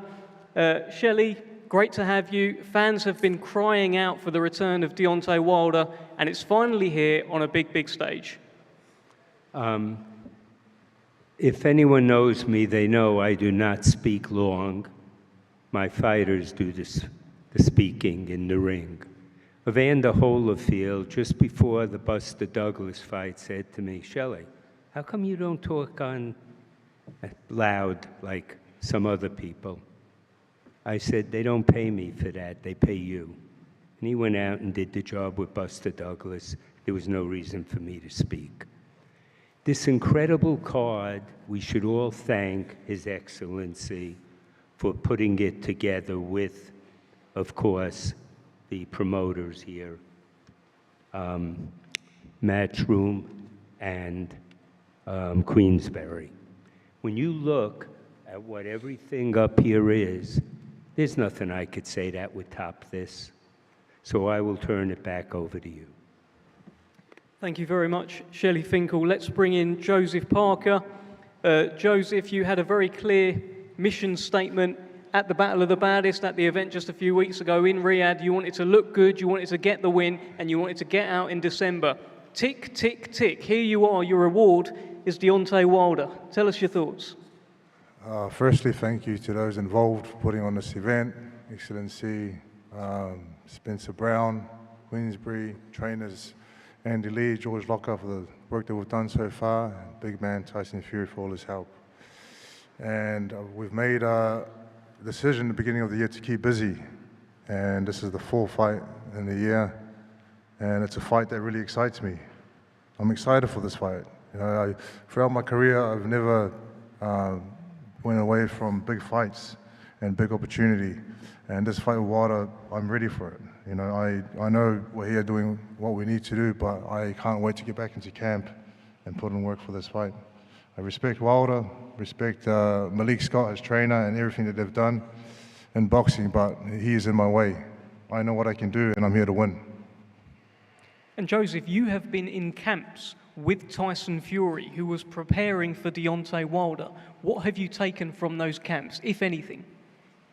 You know, I rely on Andy Lee, my trainer, to give me advice and to come up with a plan, but Tyson has a lot of advice as well and knowledge on Deontay Wilder, being the person to beat him, also fighting him 3 times, so I'm going to lean on Tyson Fury in this camp. Well, look, one of Tyson's advantages was he was just so big. He maybe 50 pounds heavier at times. What are your advantages over Deontay Wilder? So you're going to see December 23. I feel like in my career, sort of went down a bit, but I got a spark back, you know, and I'm going to come in with a lot of movement, a lot of speed. What was that? Lights out. Okay. I think Nice. said lights out. For you.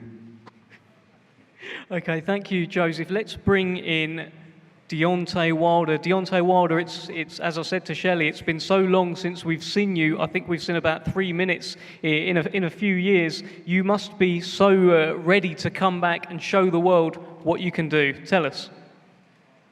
It's been a journey. First off, hello everyone.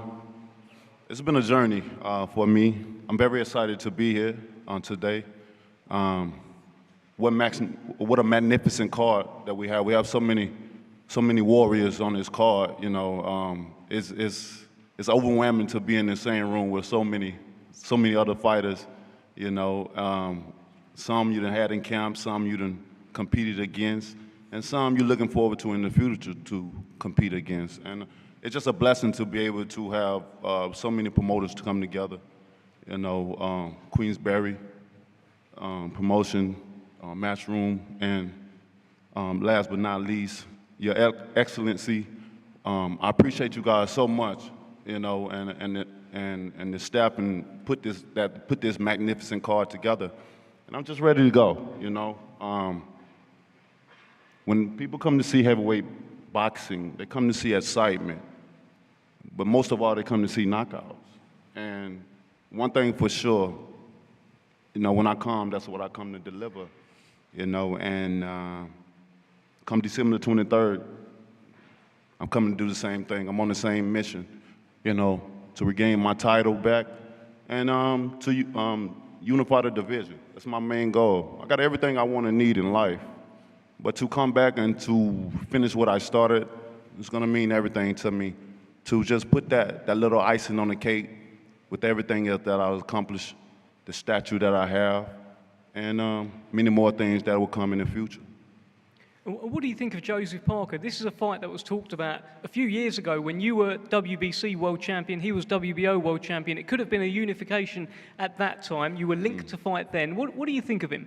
Well, many times throughout my career, I didn't have the opportunity to have unification fights.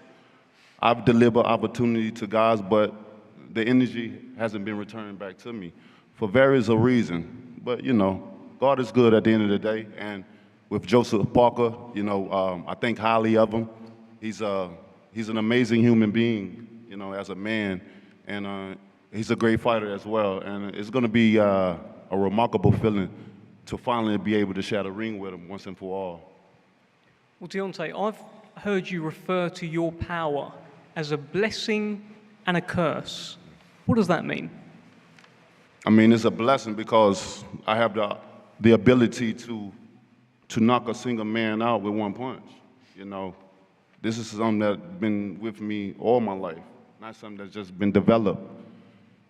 And the curse has been that I'm able to do that. It allow people to shy away from me, to become fearful of what may happen, you know, when they fight against me. And sometimes that can be harmful to the business of boxing, because as fans, they just want to see the best fight the best, no matter what, win, lose, or draw. And that's what it should be about. All these fighters up here, we're all warriors. And I always said all the time, and I'll forever say it to the end of me, that we risk our lives for other entertainment. You know, and that right there is that in itself is just, I mean, it's just, you wouldn't know what it feels like unless you as a fighter and get in the ring, you know. Many people talk what they talk and they say what they say, but until you able to get in the ring and see what that feels like and go through all the training and all the ups and downs what come with that, and your personal life as well on top of that, it's a lot. It's a lot you have to deal with. It's a lot that you have to go through, but at the end of the day, man, you know, we do it for our fans. We do it for the love that we have for this business, and to take care of our families. One thing you said there, Deontay, you said about the power being a blessing and a curse. You said it's a curse because it can make other heavyweights shy away from you. Do you think any heavyweights on these two tables have ever shied away from a fight with Deontay Wilder? You're so messy. But, you know, hey, I don't really have to say much. Y'all done heard me many times throughout the years, what I've been saying and what I've been talking about or whatever. So I don't think that I really have to necessarily just call out anything or point out any names or whatever, you know, at this moment in time. At this moment in time, my mind is solely set on Joseph Parker. That's it. Shut your mouth. That is a question that I actually have as well. Thank you, Derek Chisora. Do you plan on knocking out Joseph Parker? And if so, which round? And Joseph, you should be all ears here. That's what I come to do, you know, and that's my only mission to come to do. When I look at the heavyweight division, that's what, you know, win is a good thing. It's just like basketball, you know. I can shoot threes, I can shoot twos, but it ain't nothing like a dunk for me. You know, everybody different. Everybody got their own, you know, personal thing that they like to do, but that's what I'm known for. And not just in boxing, in real life as well. You know what I mean? So I'm glad and I'm blessed to be able to bring it to something that means something. You know, it ain't just doing it for recreational. You know, we're doing it for a purpose, a reason. We all of us uplift people, we motivate, and we inspire people. And that's what I want to continue to do, to uplift, motivate, and inspire. And if anybody get inspiration off of me knocking people out and seeing that, the excitement, that's what I'm here to do, you know. I mean well for everyone, but we have a job to do at the end of the day. One final thing, Deontay. Look, a fight that you have been linked to for so many years. I understand Joseph Parker is your next fight, but I can't ignore that I have yourself there and I have Anthony Joshua here, a fight that has been linked for so long. You talked about having to get a plane to come over here and speak to Anthony Joshua. Do you have anything to say to him here at this press conference table? You know, it's good to be in the same room with him, to see him face to face, you know. It's been a long time coming. I wish you nothing but the best, bro. And hopefully soon we can get it on in the ring and get the people what they want, once and for all. But I wish you nothing but the best, even if it doesn't happen. But I believe it's going to happen. I believe it will. It's about that time. But even if it don't, I wish you nothing but the best, nothing less. Thank you, Deontay. Okay, let's finish up with Frank Warren. Frank, this has certainly whet the appetite here today. So many great fights coming up December 23rd. Give us your final thoughts. Well, look, this is a magnificent card. You've got these warriors on here, you know, some of the best fighters in the world, a lot of big guys here. And this is what it's all about. This is what big-time boxing is all about. This is about giving the fights to the fans, making them happen, and they're happening. And from this, hopefully some other fights that the fans want to see will happen. We've got the two best heavyweights in the world are going to be fighting for the unifying the title fairly soon, and you'll hear more about that. In the meantime, you've got two guys here in Otto Wallin and in Joseph Parker who could upset the fight, well, I think, which is the next fight everybody wants to see, and that's AJ and Deontay. That's the fight we want to see, but will it get ruined? Are these guys going to ruin everybody's dream of seeing that fight? I know these two fighters definitely want it and want to get it on, so we will see. Everything is on the line with this. Everything is on the line. These are real, proper fights, proper challenges for everyone. And at the end of the day, as I always say, it'll be the fans who benefit. And His Excellency sitting over there, it is down to his vision, the vision that he had and the wherewithal to make this happen. And me as a boxing fan, I applaud him for it. Thank you very much, Frank. Thank you to everyone who has joined us today and said their bit. And it's December 23rd. Did you want to say something else? One more thing, and I would say this because I'm his dad. And George Warren, and as Eddie said earlier, he's been, and all the guys up here, he's worked very hard with the team behind the scenes, and he doesn't like too much getting up front. He should do, because he does more than I do, that's for sure. But anyway, this is going to be an event that everybody's going to be proud of, and he had a big part in it. Thank you, Frank. Thank you, George, as well. December 23rd, it is unprecedented, it is historic, it is unrivaled. We continue Riyadh season with the Day of Reckoning. Very shortly, we'll get a big group photo down the front here, and at this point, we would like to welcome to the stage the Chairman of the General Entertainment Authority of the Kingdom of Saudi Arabia, His Excellency Turki Al-Sheikh.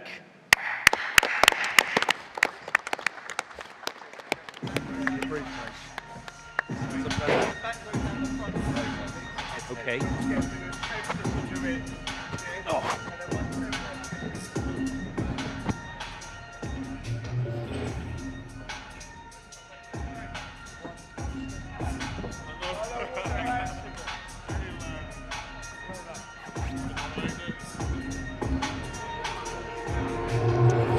Okay, so that concludes the press conference. We're going to have a big group photo down the bottom, as Dev said there, but I think there will be some face-offs as well. And Fabio, that got interesting in stages, didn't it? Particularly when Jarrell Miller started firing off.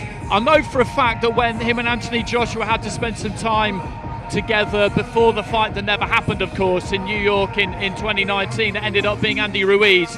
I know that Joshua found him very hard work, that he really did push buttons, and you could see that there, couldn't you? They're not fighting each other, but Miller, he got right underneath Anthony's skin. Yeah, I think he obviously he came to get on him straight away. He did his bit with Dubois and then was happy to move on to AJ, really. But he's always been that kind of character, to bring a bit of spice to an event and kind of try and steal the show, I think. But he's trying to get his way back in. But yeah, he did set off AJ a bit there, which is interesting to see from AJ as well, to be honest. He's been a bit more vocal on his kind of, I think, truer feelings away towards other fighters in boxing and other people around the sport. So he's got a lot more to go on about as time's gone on.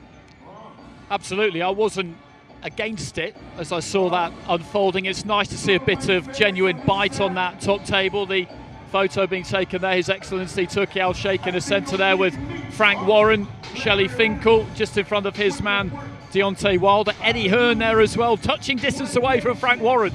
They've never met before. Yeah. They've never met before. That's what we're told, Fabio. Anyway, it's a really interesting one to see all of those faces all lined up together on one stage. Like you barely thought you'd get 2 or 3 of them together on the same card, let alone all of them lined up the way they are. And then you've got you tip it off with seeing Eddie and Frank within touching distance as well. It's crazy to see what can happen when big people come with big ideas and want to put together really entertaining shows.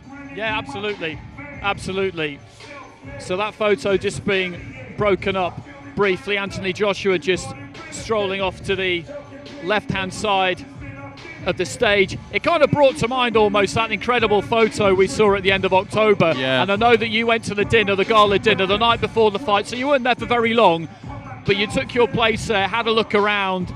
Joseph Parker was on that bill, of course, as well, and just the incredible names that were in attendance that night was something else, wasn't it? What was it like for you to be around all of that? Yeah, I felt when I got home to my friends and family and stuff, I said it almost felt like it was illegal for me to be there. Like I was next to, I had like Cristiano Ronaldo over my shoulder to my left, Mike Tyson to my right, and just all of these names and faces. And I was like, how you take a second to look around and go, how have all of these people ended up in the same place? Like, why have they all got here? But then why am I here as well? I was quite high up, and I was like shuffled in next to all of these names, and I was like, I don't think I should be allowed to be within touching distance of some of these people. I don't know how this has managed to happen, but it was a surreal picture, something I think very historic for boxing, to see all of those faces, all of those names in one picture. I think someone actually totaled up all like of the wins and losses, like the records of all the fighters on there. I think it was over like 1,000 wins and like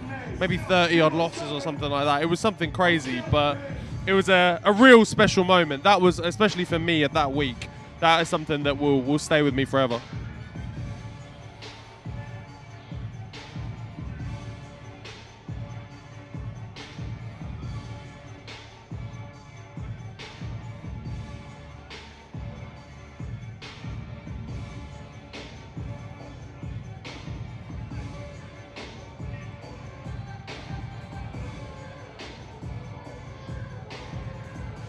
Conversation going on between these two. Wallen maybe taking a page out of Gerald Miller's book and seeing if he can get under his skin, see if he can aggravate AJ a bit. Maybe he sensed that he's a bit on edge, a bit twitchy from the altercation from Miller in the press conference, and maybe he's trying to have a go himself.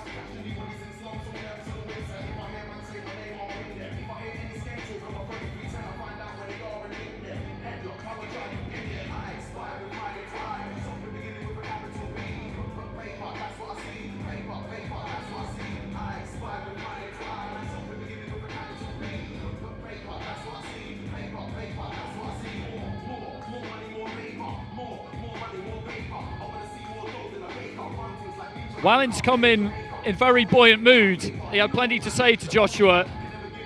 He's very articulate, Otto Wallen. I met him quite a long time ago now when he was boxing on Sauerland Nordic Fight Nights. I remember having a conversation with Joey Gamache about him, and he said that he had some really good basic tools and that he could go far.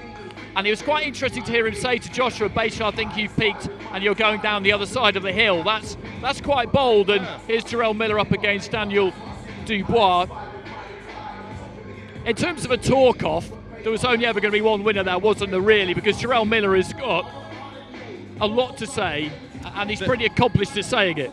They're two very, very different characters when it comes to being vocal, especially on a stage in front of a camera, on a press conference. So, yeah, there was only ever going to be one winner that time around, but it's very different when you get on the ring on the night, as a lot of people have found out, that it's all fun and games being able to talk up and say this and that, but the only thing that really matters is the fight on the night.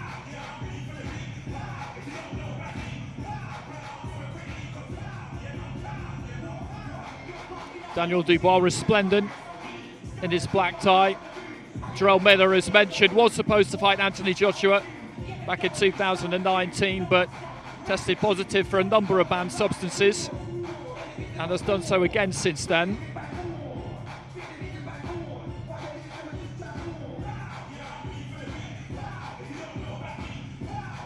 So here is Ellis Zorro and Jay Opataya.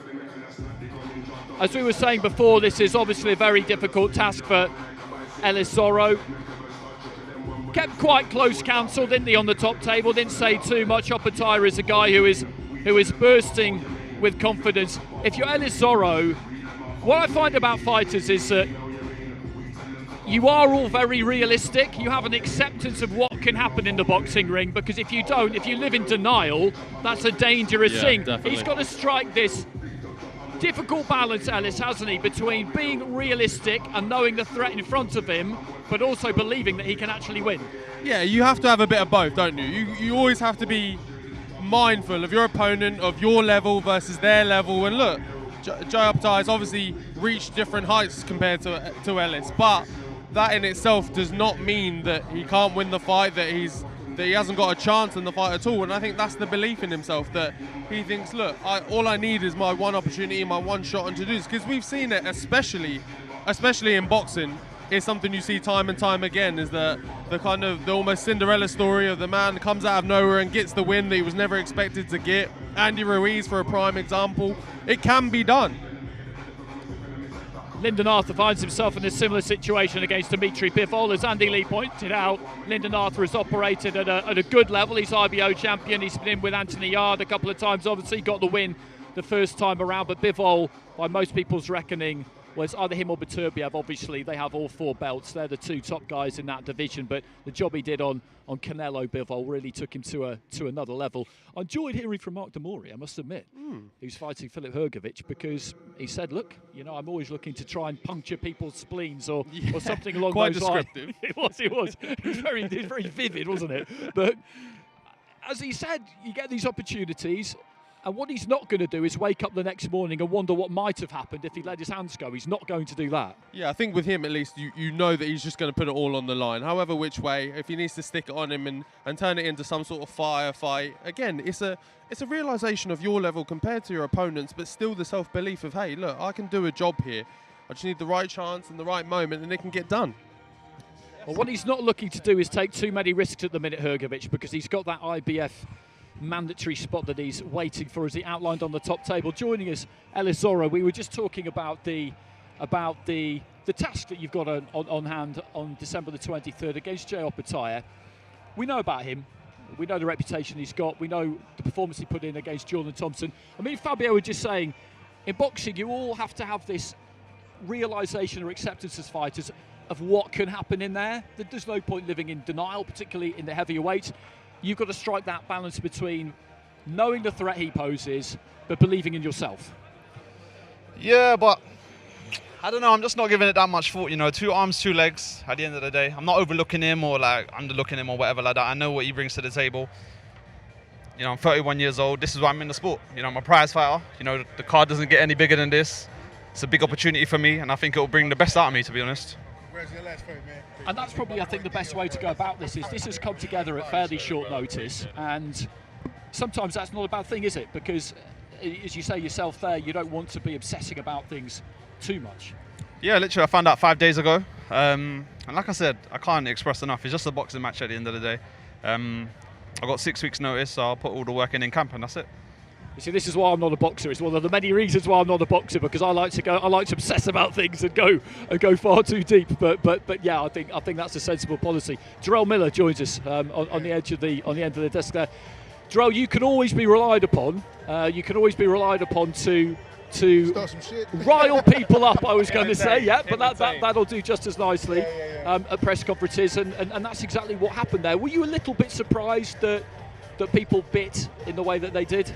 No, you understand with boxing, like my man Dave Worley just said here, it's entertainment, but I'm a real fighter in and out the ring, I'm a warrior, and I can smell fear on somebody. So just saying little things to pick AJ off, and I knew that from the beginning that he's trying to be a persona, something he's really not. And I know how to get under people's skin, and I'm always gonna be able to do that. So until he mans up and fight me one day, I'm gonna do it every time I see him. I'm just that kind of guy. I'm a bully, 24/7, all day, all night. So with regards to Daniel Dubois, you mentioned it there. You mentioned the Joyce fight. You mentioned the way the fight finished against Alexander Usyk. Correct. Do you feel that is a weakness in his boxing DNA, if you like? I think I can ask any fighter that, I think I can ask any fighter that. I can ask a combo champ right here. Do we see Dubois' weakness as a quitter? That's very unfair question. There's been some moments where, as a fighter, you may look at that as if you was his opponent, you would look at that as a weakness. There's been some moments. See, there you go. Point taken. It's certain things you just don't do as a fighter, man. You got to go on your shield, you get dropped, you get a broken jaw, you get up, you keep fighting. Dubois doesn't have that in him. And he's fighting a guy that's 330 pounds that comes forth to 80 punches around and goes to the body like hell. So, like I said, come December 23rd, I'm going to put his lights on and send his ass home. And in terms of those two fights at the top of the card, Wilder against Parker and Joshua against Wallin, do you feel that Otto Wallin is a dangerous fight for Joshua? Most definitely. I've sparred Otto Wallin plenty of times over the years. You know, he moves very fundamental, knows the boxing ring, good general ring shape. He's not a quitter. You know, he's not a Daniel Dubois. He's gonna come to fight. He doesn't have one punch knockout power, but he's very doable. Has a good jab, man. Like I said, he shows ring generalship. So I don't think AJ picked off an easy fight with this guy, and we're gonna see who's the best man to win. But you know, I'm rooting for Old Town because he trains in New York and he's a hometown guy too.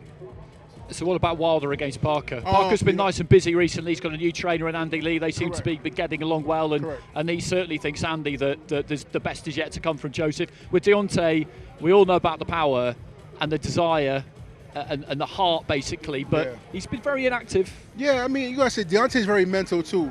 You know, there's times when we see Deontay kind of mentally meant down by the stuff that he does when he takes a loss. I feel that Joseph Parker is faster, better boxer, but you know Deontay has that equalizer, which is that punching power. So you know I'm a Joseph Parker fan, you know, so I'm hoping for my brother Joseph Parker. But hey, the best man still wins in that fight. What do you make of his progress as a heavyweight these days? Oh, you know, David Adelaide is like my little brother. You know, he was training with me in Florida. It was heartbreaking to see that fight go the way it did. But like I said, you know, sometimes you have your day and sometimes the other guy's day, and I'm happy for him. I think he's doing really great. And I hope he keeps progressing, and hopefully one day, if I'm still around, me and him get it on too, you know, and I can revenge David's loss. But at this point right now, I got my hands full with David Dubois, and I know your stable mates with Dylan White as well too. And I like the Rasta Pasta himself, but hopefully Dylan will get off the couch and I get to whoop his ass too. Okay, what do you make of that? I think this might have given up the ghost. We'll go for this one. Yeah, look, he obviously you know David quite well, so he was obviously backing him going into the fight. But you always would. If that's your person, that's someone you've been around. You're always going to support them going into it. So I just did my job on the night, and he's looking to do the same against Daniel, my fellow countryman as well. So look, we're all boxers at the end of the day. We're here to just do a job. It's no big deal. You win, you lose, you move up, and you keep moving forward. Okay, I got to recant on that one. It's a job. Sometimes you win, sometimes you lose. Where I come from, if I lose, my whole block is going to clown me. So I can't go back to Brooklyn with no losses, bro. I can't. Okay, well, we'll let you go. Thanks for joining us. Always Thanks, entertaining. Man. We'll catch you down the road in Saudi yes, sir, for sure. Sounds in a few weeks' time. Jarrell Miller, thank you. Thanks very much for your company.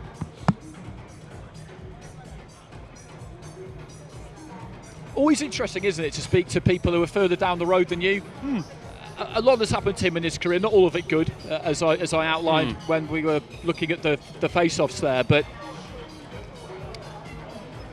I thought you did very well, actually, in Saudi when it came to the mind games aspect of things with David Adelaide. So we have Deontay Wilder's trainer has come to join us, Malik Scott. How you doing, brother? Yeah, very well, thank you. Very well. Great to see Deontay in the UK. The last time I saw him here, I was sitting just behind him at Wembley Stadium for Anthony Joshua against Vladimir Klitschko, and I was hoping at that point that fight might get made and we would see the pair of them just across the road at Wembley before too long. They're on the same card, not fighting each other. What are your initial thoughts on that? The business of boxing took over as far as that aspect is concerned. But at the same time, they're trying to give the world, you could say the promoters and your excellency is even trying to give the world, you can say, a taste of what's coming. And what's coming is the biggest fights in the heavyweight division. This is, in my opinion, a very marquee second starter following the Fury and Ngannou. So people could look forward to, first things first, these guys, we have to handle Parker. Josh will have to handle Wilder, and then we could talk about really seeing, for a fact, Deontay Wilder knocking Anthony Joshua out. One thing I do wonder about any fighter when they're, moving into their 30s and their mid-30s. I was at that fight against Fury, the third fight. Yes. Unbelievable fight. I mean, I was gobsmacked by the whole thing, but particularly after what happened in the second fight, for Deontay to just come back seemingly like nothing had happened and just swing until his last breath was amazing. Yeah. But that could take a lot away from a fighter. I mean, how's he looking in the gym? Because he's only had 1 round since then. He's looking good in the gym, and I agree with you with that. But I would have to. The only thing I also believe concerning what you just said was I believe a multiple fights like that take a toll on a fighter. He had 3 fights with Fury. The first fight was a draw. The second fight, it took a toll on him. The third fight was another toll. But if you really look at it, Deontay Wilder, besides the Fury fights, he hasn't taken that much, you can say, offense input, concerning taking punishment that a lot of fighters take. So his body is still fresh. He's a young 38-year-old. He's the hardest puncher in the history of the sport, which means a lot of his fights haven't gone the distance. So that means the wear and tear is not really on his body. It's just all about him staying disciplined and doing what he has to do. A lot of the question marks at the moment, I think, around Wilder will be the time out of the ring and under the lights, because we know it's a different feeling. The inactivity. He's had 1 round over quite a substantial amount of time compared to Parker, who's been in the ring quite a bit as of late. Is that any sort of, I wouldn't go as far as saying concern, but is it a point you're looking at? Is there a way you're addressing that in any sense, or? The best way to address it, in my opinion, is not even in my opinion. To me, it's a natural fact that these fighters, even when they don't have fights coming up and the inactivity is kicking in from a business aspect, you got to be training 3, 4, or 5 times a week. Yeah. You have to stay active. And one thing about me, when a fighter is not in the gym, he still get boxing from me. So Deontay is always talking about the craft, always strategizing. And when he's not on having fights, he's training 3 to 4 times a week. And then when we get the call, and the call is suitable and the revenue makes sense and it's big time boxing like we're at now, then we back in the gym full speed like we're doing for December 23rd. He touched on it up on the stage, and it's something I'd love to ask him actually. So hopefully he will make his way up here. But you too, he talked about basically the kind of mentality it takes to be a knockout merchant in the heavyweight division, because boxing's dangerous. We know that it takes a massive commitment, but to commit to that particular kind of Assassin's Creed, you might like to call it, that's a whole other level.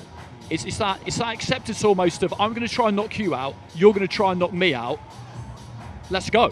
I mean, it's a very particular thing, isn't it? Yeah, especially when you're dealing with dangerous punches. Like, I would even say AJ is a dangerous punch. He's just not as a much dangerous punch as Deontay Wilder. And I judge that off of what I see Deontay do with 20 ounces on, 18 ounces on, and everything, and the damage he does to guys. So being in this noble art is a beautiful thing, but these fighters' life is on the line. That's why it's really hard for me to go to fight parties, because I'm very defensive when it comes to people that don't box, talking trash about people that actually box, because I'm very sensitive about boxers, you could say, in that sense, and protecting the sport coming from a judging standpoint. But it's this noble art. It's the greatest show on earth, and it's either you get me or I get you, and whoever strategizes the most and stay disciplined and hold themselves accountable the most are the ones who usually see the light at the tunnel. And that's what we're looking forward to doing December 23rd. Seeing a good light, another knockout, violent light at the tunnel being distributed on Joseph Parker. How do you find that?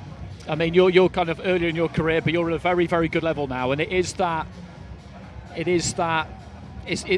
acceptance is probably the right word. You're absolutely determined it's not going to be you, but it could be you. That's always the word I was going to use, was acceptance. You have to, even before you have your first ever fight, before you get in the ring the first ever time, you have to sit there and almost have a conversation with yourself and say, look, this could go south. I could be the one sparked out on the floor. But I think the thing about boxers maybe that makes us a bit different, or a little bit loose, is that we know that if we're the ones to get the win, it feels so much better. It's worth the risk. It's worth rolling the dice and seeing how you come out. And for us as fighters, for us as boxers, we live for that moment of, especially in my career or some of the fights I've had, the best moments you've seen for me are when they've been a bit tasty or when it's been a bit uncomfortable, and that little switch goes in your head and you're like, okay, cool, here we go. I'm gonna double down now and put on a show. No, it's fascinating, that kind of ability to compartmentalise, if you like, to say to yourself, admit this could happen to me, but by the same token, it's definitely not going to happen to me.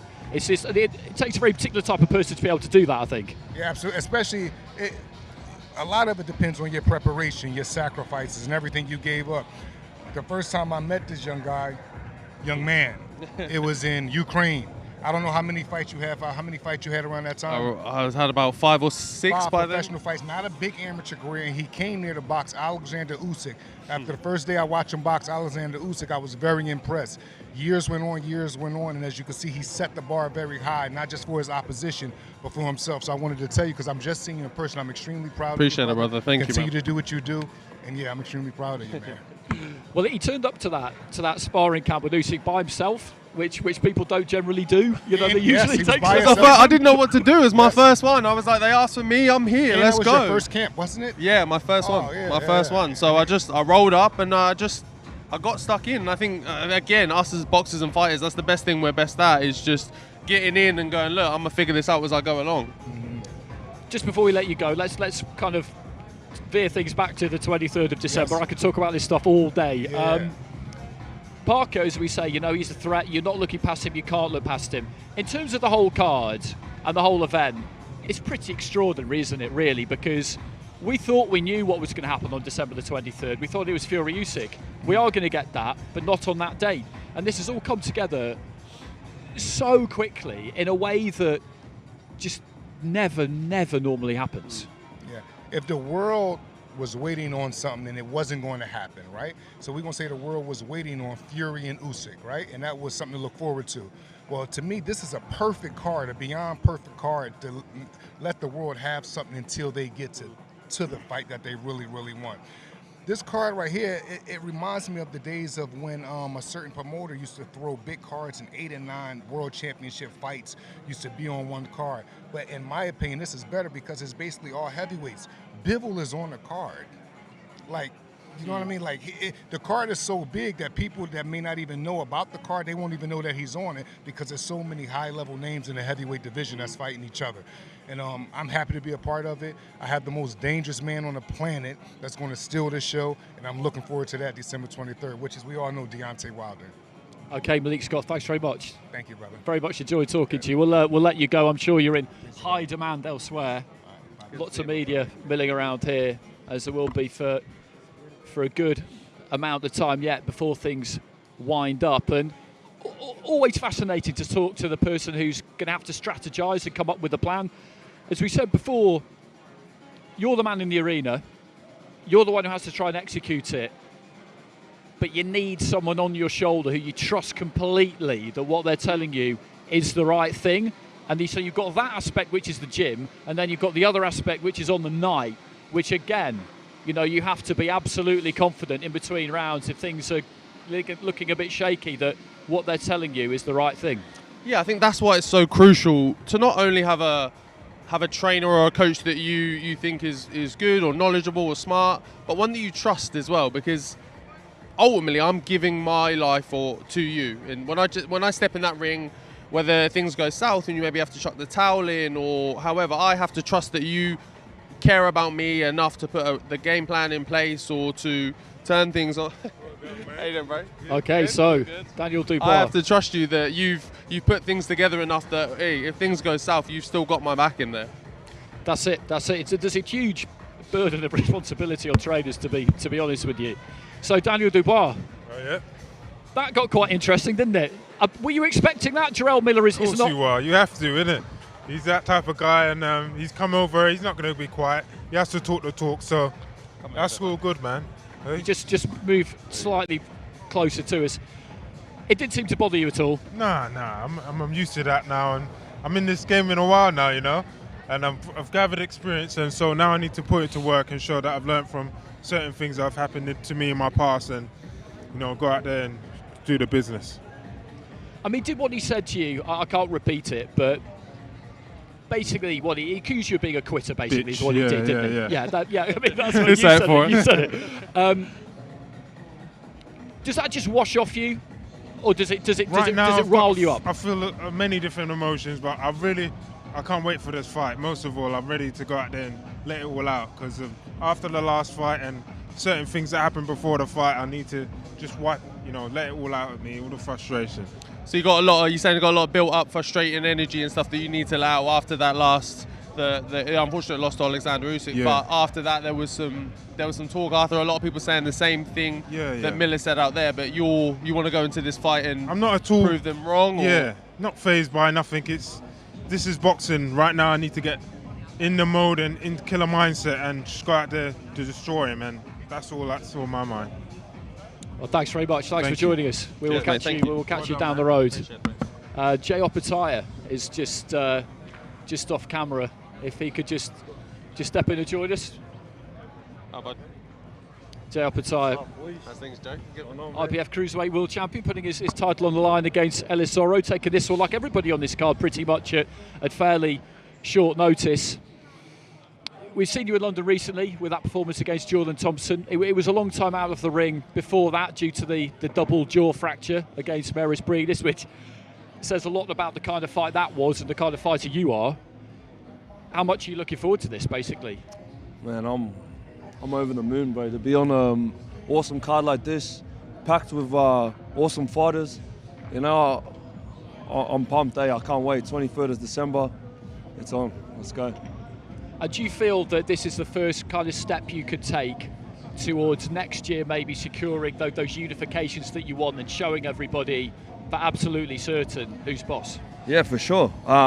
You know, if it was up to me, I'd have a unification fight on the 23rd. But no one wanted to take it. We had Breedis, you know, who's also a hard fight. I believe Breedis is a hard fight, but you know, he denied the fight for the 23rd. He said he wouldn't be ready. So they put someone else in front of me, so that's who I got to take out. You know what I mean? I'm here on a mission. I'm here to win these fights, and yeah, next year I want to win the rest of the belts. Does it feel really good too to be flying the flag for Australia? Because you look at Australian boxing yourself, you look at Tim Tszyu, he's flying high these days, the Maloney's, George Kambosos, what he's achieved recently. The sport's, you know, it's doing well in Australia. For sure, man. It's a crazy feeling, you know, even being up there with all those big boys, and then, you know, I'm just a little kid from Australia. I just grinded his ass off, and now I'm up there, you know. But I always knew this time was coming. You know, I always knew these big fights were coming, fighting on these big cards. You know, I was just sitting up there rubbing my hand going, you know, it's about time I'm here. You know, I deserve to be here. So, you know, I'm just, honestly, man, I've got goosebumps. I'm excited to be a part of such a massive card, big platform, and I'll put on another show. Does it feel like because it's obvious that you've got a bit of a chip on the shoulder towards the boxing, that you feel like you've been overlooked for quite a time, where you've got the skills to really deliver? Does it feel like a justification, vindication to be on a massive show like this and be a part of it, of a massive stage to try and showcase your abilities? Yeah, it is. It's a huge, you know, platform to showcase my abilities. You know, I did have that chip on my shoulder coming into the last fight in London, but you know, I've only fought twice with the world title. You know, I won it and then I defended it once, and now I'm on a massive card like this. So, you know, I'm training hard, I'm working hard, and I'm performing well. So it's all just, everything's falling into place. It's kind of amazing, your story, really, because I saw you at the World Youth Championships in Armenia in 2012. Yeah. I was at that tournament, and then a few months later you were at the Olympics. You weren't really old enough to go to the Olympics. I think, well, you were because you were allowed to, but I think they changed the rules subsequently. Yeah, they've changed. You were 16 at the time, so I mean, you've been doing this a really long time at a very high level. Man, I've been boxing my whole life. You know what I mean, and that's why I'm up there, bro. Like, I'm about time. You know, I've been a young kid fighting at world championships. I've won world championships. I've just been waiting for this time, you know. I always knew these big world title fights were coming, defending titles, then fighting for unification fights. So it's just around the corner now, and I can't wait. I'm excited, man. And it'll be a new experience as well, go to a different country to box in. Fabio will be able to tell you all about that. He was there at the end of October, and what we noticed there, and it'll be the same in December, is the scale of the spectacle. The investment in the whole thing is mind-blowing, to be honest with you. You'll see it day by day during fight week. It's like nothing I'd ever seen before. I mean, is that something that you particularly look forward to, that will get the juices flowing even more? Man, I'm a fighter. All I focus about is fighting. You know what I mean? All the bells and whistles, all everywhere, all the outside noise I try not to look at, you know what I mean? I just focus on getting the job done 23rd of December, and that's it. Are you a fighter that when you get there, when you get through the fight week, will you, because it will be such a big event, it will be such a spectacle, will you allow yourself that little moment to look around and be like, yeah, I'm here, like I'm really, this is a big moment for me to really soak in and give yourself that little bit of, yeah, hang on, I'm doing something well here? Or are you just plain focus all the way, and then maybe after you give yourself a little pat on the back? Yeah, I know what you're talking about, you know, like I've rocked up to a few arenas and stuff, like even the OVO arena, you know, like I said, a little kid from the Central Coast back in Australia, coming here, selling out OVO Stadium. It's a massive thing, and sometimes I am like, wow, you know what I mean? But at the end of the day, I do the hard work. Yeah. I'm in the gym grinding. So I look around and I'm like, yeah, like I deserve this. I earn this. Yeah, it's you know half what I and mean? half. This shit ain't, I didn't just walk in here and it was just given. You know what I mean? I've been sacrificing my whole life to get here, you know what I mean? First fight at 8 years old and have fought my whole life. So it's just about time, you know? I keep saying it, but I'm excited, you know? I've been waiting for times like this for a long time. Okay, thanks very much. We'll let you go. Appreciate it. Great to talk to you. We'll see you in a few weeks. Best of luck.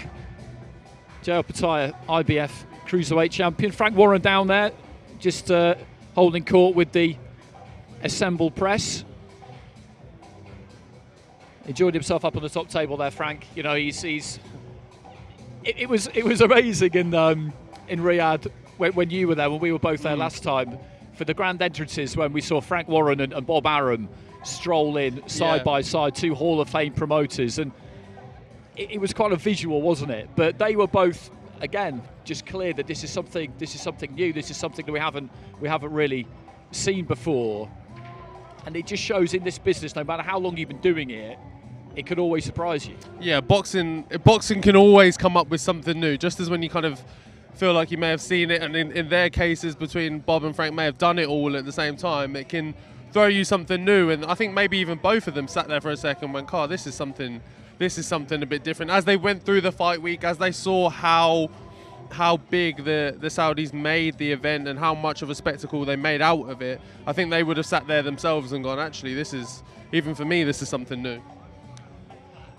It was interesting talking to Jay Opataya there, because sometimes you kind of see someone from a distance and you get a little bit of a take, a little bit of a feeling on what you think they might be like, and he wasn't wildly different from how I thought he would be, but he's just got that mentality, hasn't he, whereby it's taken a long time for him to get here and he's not going to give it up. You know, people talk about when you become champion, you need to keep that challenger mentality. I don't feel like he's going to have a problem with that. No, he's a very intense character as well. You can tell by the way when he speaks, and he speaks about how long he's been boxing, how much he's done previously, how much he's earned it all. You can really feel it from him when he speaks that, hey, he's like, no, I know I've just arrived in front of your eyes maybe, but I've been here, I've been doing this, and this is all well deserved for me. And you can feel that come across when he speaks. You absolutely can. I'll just have a little look behind me to see who is still remaining in Wembley Arena. The backdrop there, absolutely sensational. Does remind me of a good few things that we saw during fight week over in Riyadh at the end of October. This has all been pulled together, as we've been saying, ad nauseam really, but you know, it bears repeating at very, very short notice in a ridiculously short amount of time really by normal standards. And it's those co-main events that are getting most of the attention, but there are lots of other good fights on the card as well. But just interesting hearing earlier on from Malik Scott about how he feels Deontay Wilder has still got plenty left. And I think it was a very valid point he made, actually, which was that those two fights against Fury, 2 and 3, I mean, one was 12 rounds. Fury, you know, the first fight was 12 rounds. But the second one, he I'll say it quietly in case you can hear me, he took a hiding, frankly, didn't he? And then in the third fight, you know, it was absolutely brutal stuff. And in the end, he collapsed through exhaustion in the 11th round. But those are really the only two where it's been like that. And that's true, isn't it? Yeah, he makes a fair point. They are some of the most recent fights. But I think the wear and tear takes a toll if it's consistent over time and over your career. Either there's certain fighters you see, or you know their style is just wear their heart on the sleeve, put it all on the line, and you pretty much know that every fight they have, it's going to be a bit of a war. They're going to take some damage of some sort that's going to be relatively long lasting. Whereas Wilder's not necessarily like that. He has had a few, but most times he's got his opponents out and cleaned them out in pretty sharp fashion. He has, and he's just got this amazing kind of elasticity, hasn't he, whereby he can just sling shots in from all sorts of angles without seemingly loading up on anything. And carries the power right to the end of the punch as well. That's something that really that really stands out with him. It's funny because when you look at boxing mechanics, it can be quite an odd thing, and you're not, in a way, you're not that dissimilar yourself. You kind of throw your hands when you're off balance a bit sometimes, and you're kind of in the wrong place. But when you land, that power's still there. I mean, it's kind of, some people, as we describe it in boxing, are naturally heavy-handed. I think you have some of that. Yeah, I mean, he definitely does. It carries I think you through. do. I think we almost probably share some similarities, like when we were speaking to Andy Lee about his Wilder's overall style and the way he looks is quite unorthodox, and probably a bit similar with myself. Me starting from not a strong amateur background at all, so picking up things along the way that aren't orthodox or conventional, but still being able to transfer that weight, that power through the shot, and it carry through. And I think Wilder carries a lot of those properties as well, because when you see him fight, he throws shots from very interesting angles, you might see. And the way he goes about putting his work together can be sometimes very obscure and a bit different. But when it lands, his opponents always very much know about it. 100% they do, and that's what we expect to see when we head over to Riyadh in Saudi Arabia on December the 23rd. He's a man who supplies knockouts. He's done it his entire career. That's what he'll be looking to do to Joseph Parker. Joseph Parker will have other ideas. Anthony Joshua, fresh off a good knockout himself against Robert Helenius. You felt like he needed that. He'll be looking to revisit that on Otto Wallin. Again, the Swedish fighter will have other ideas. There's plenty of other really good fights on the card as well. The day of reckoning heading our way on the 23rd of December. Well, thanks very much for your company. Thanks, Fabio. It's been an absolute pleasure to chat to you for the last couple of hours or so. Thanks for joining us, everybody. We will catch you again next time.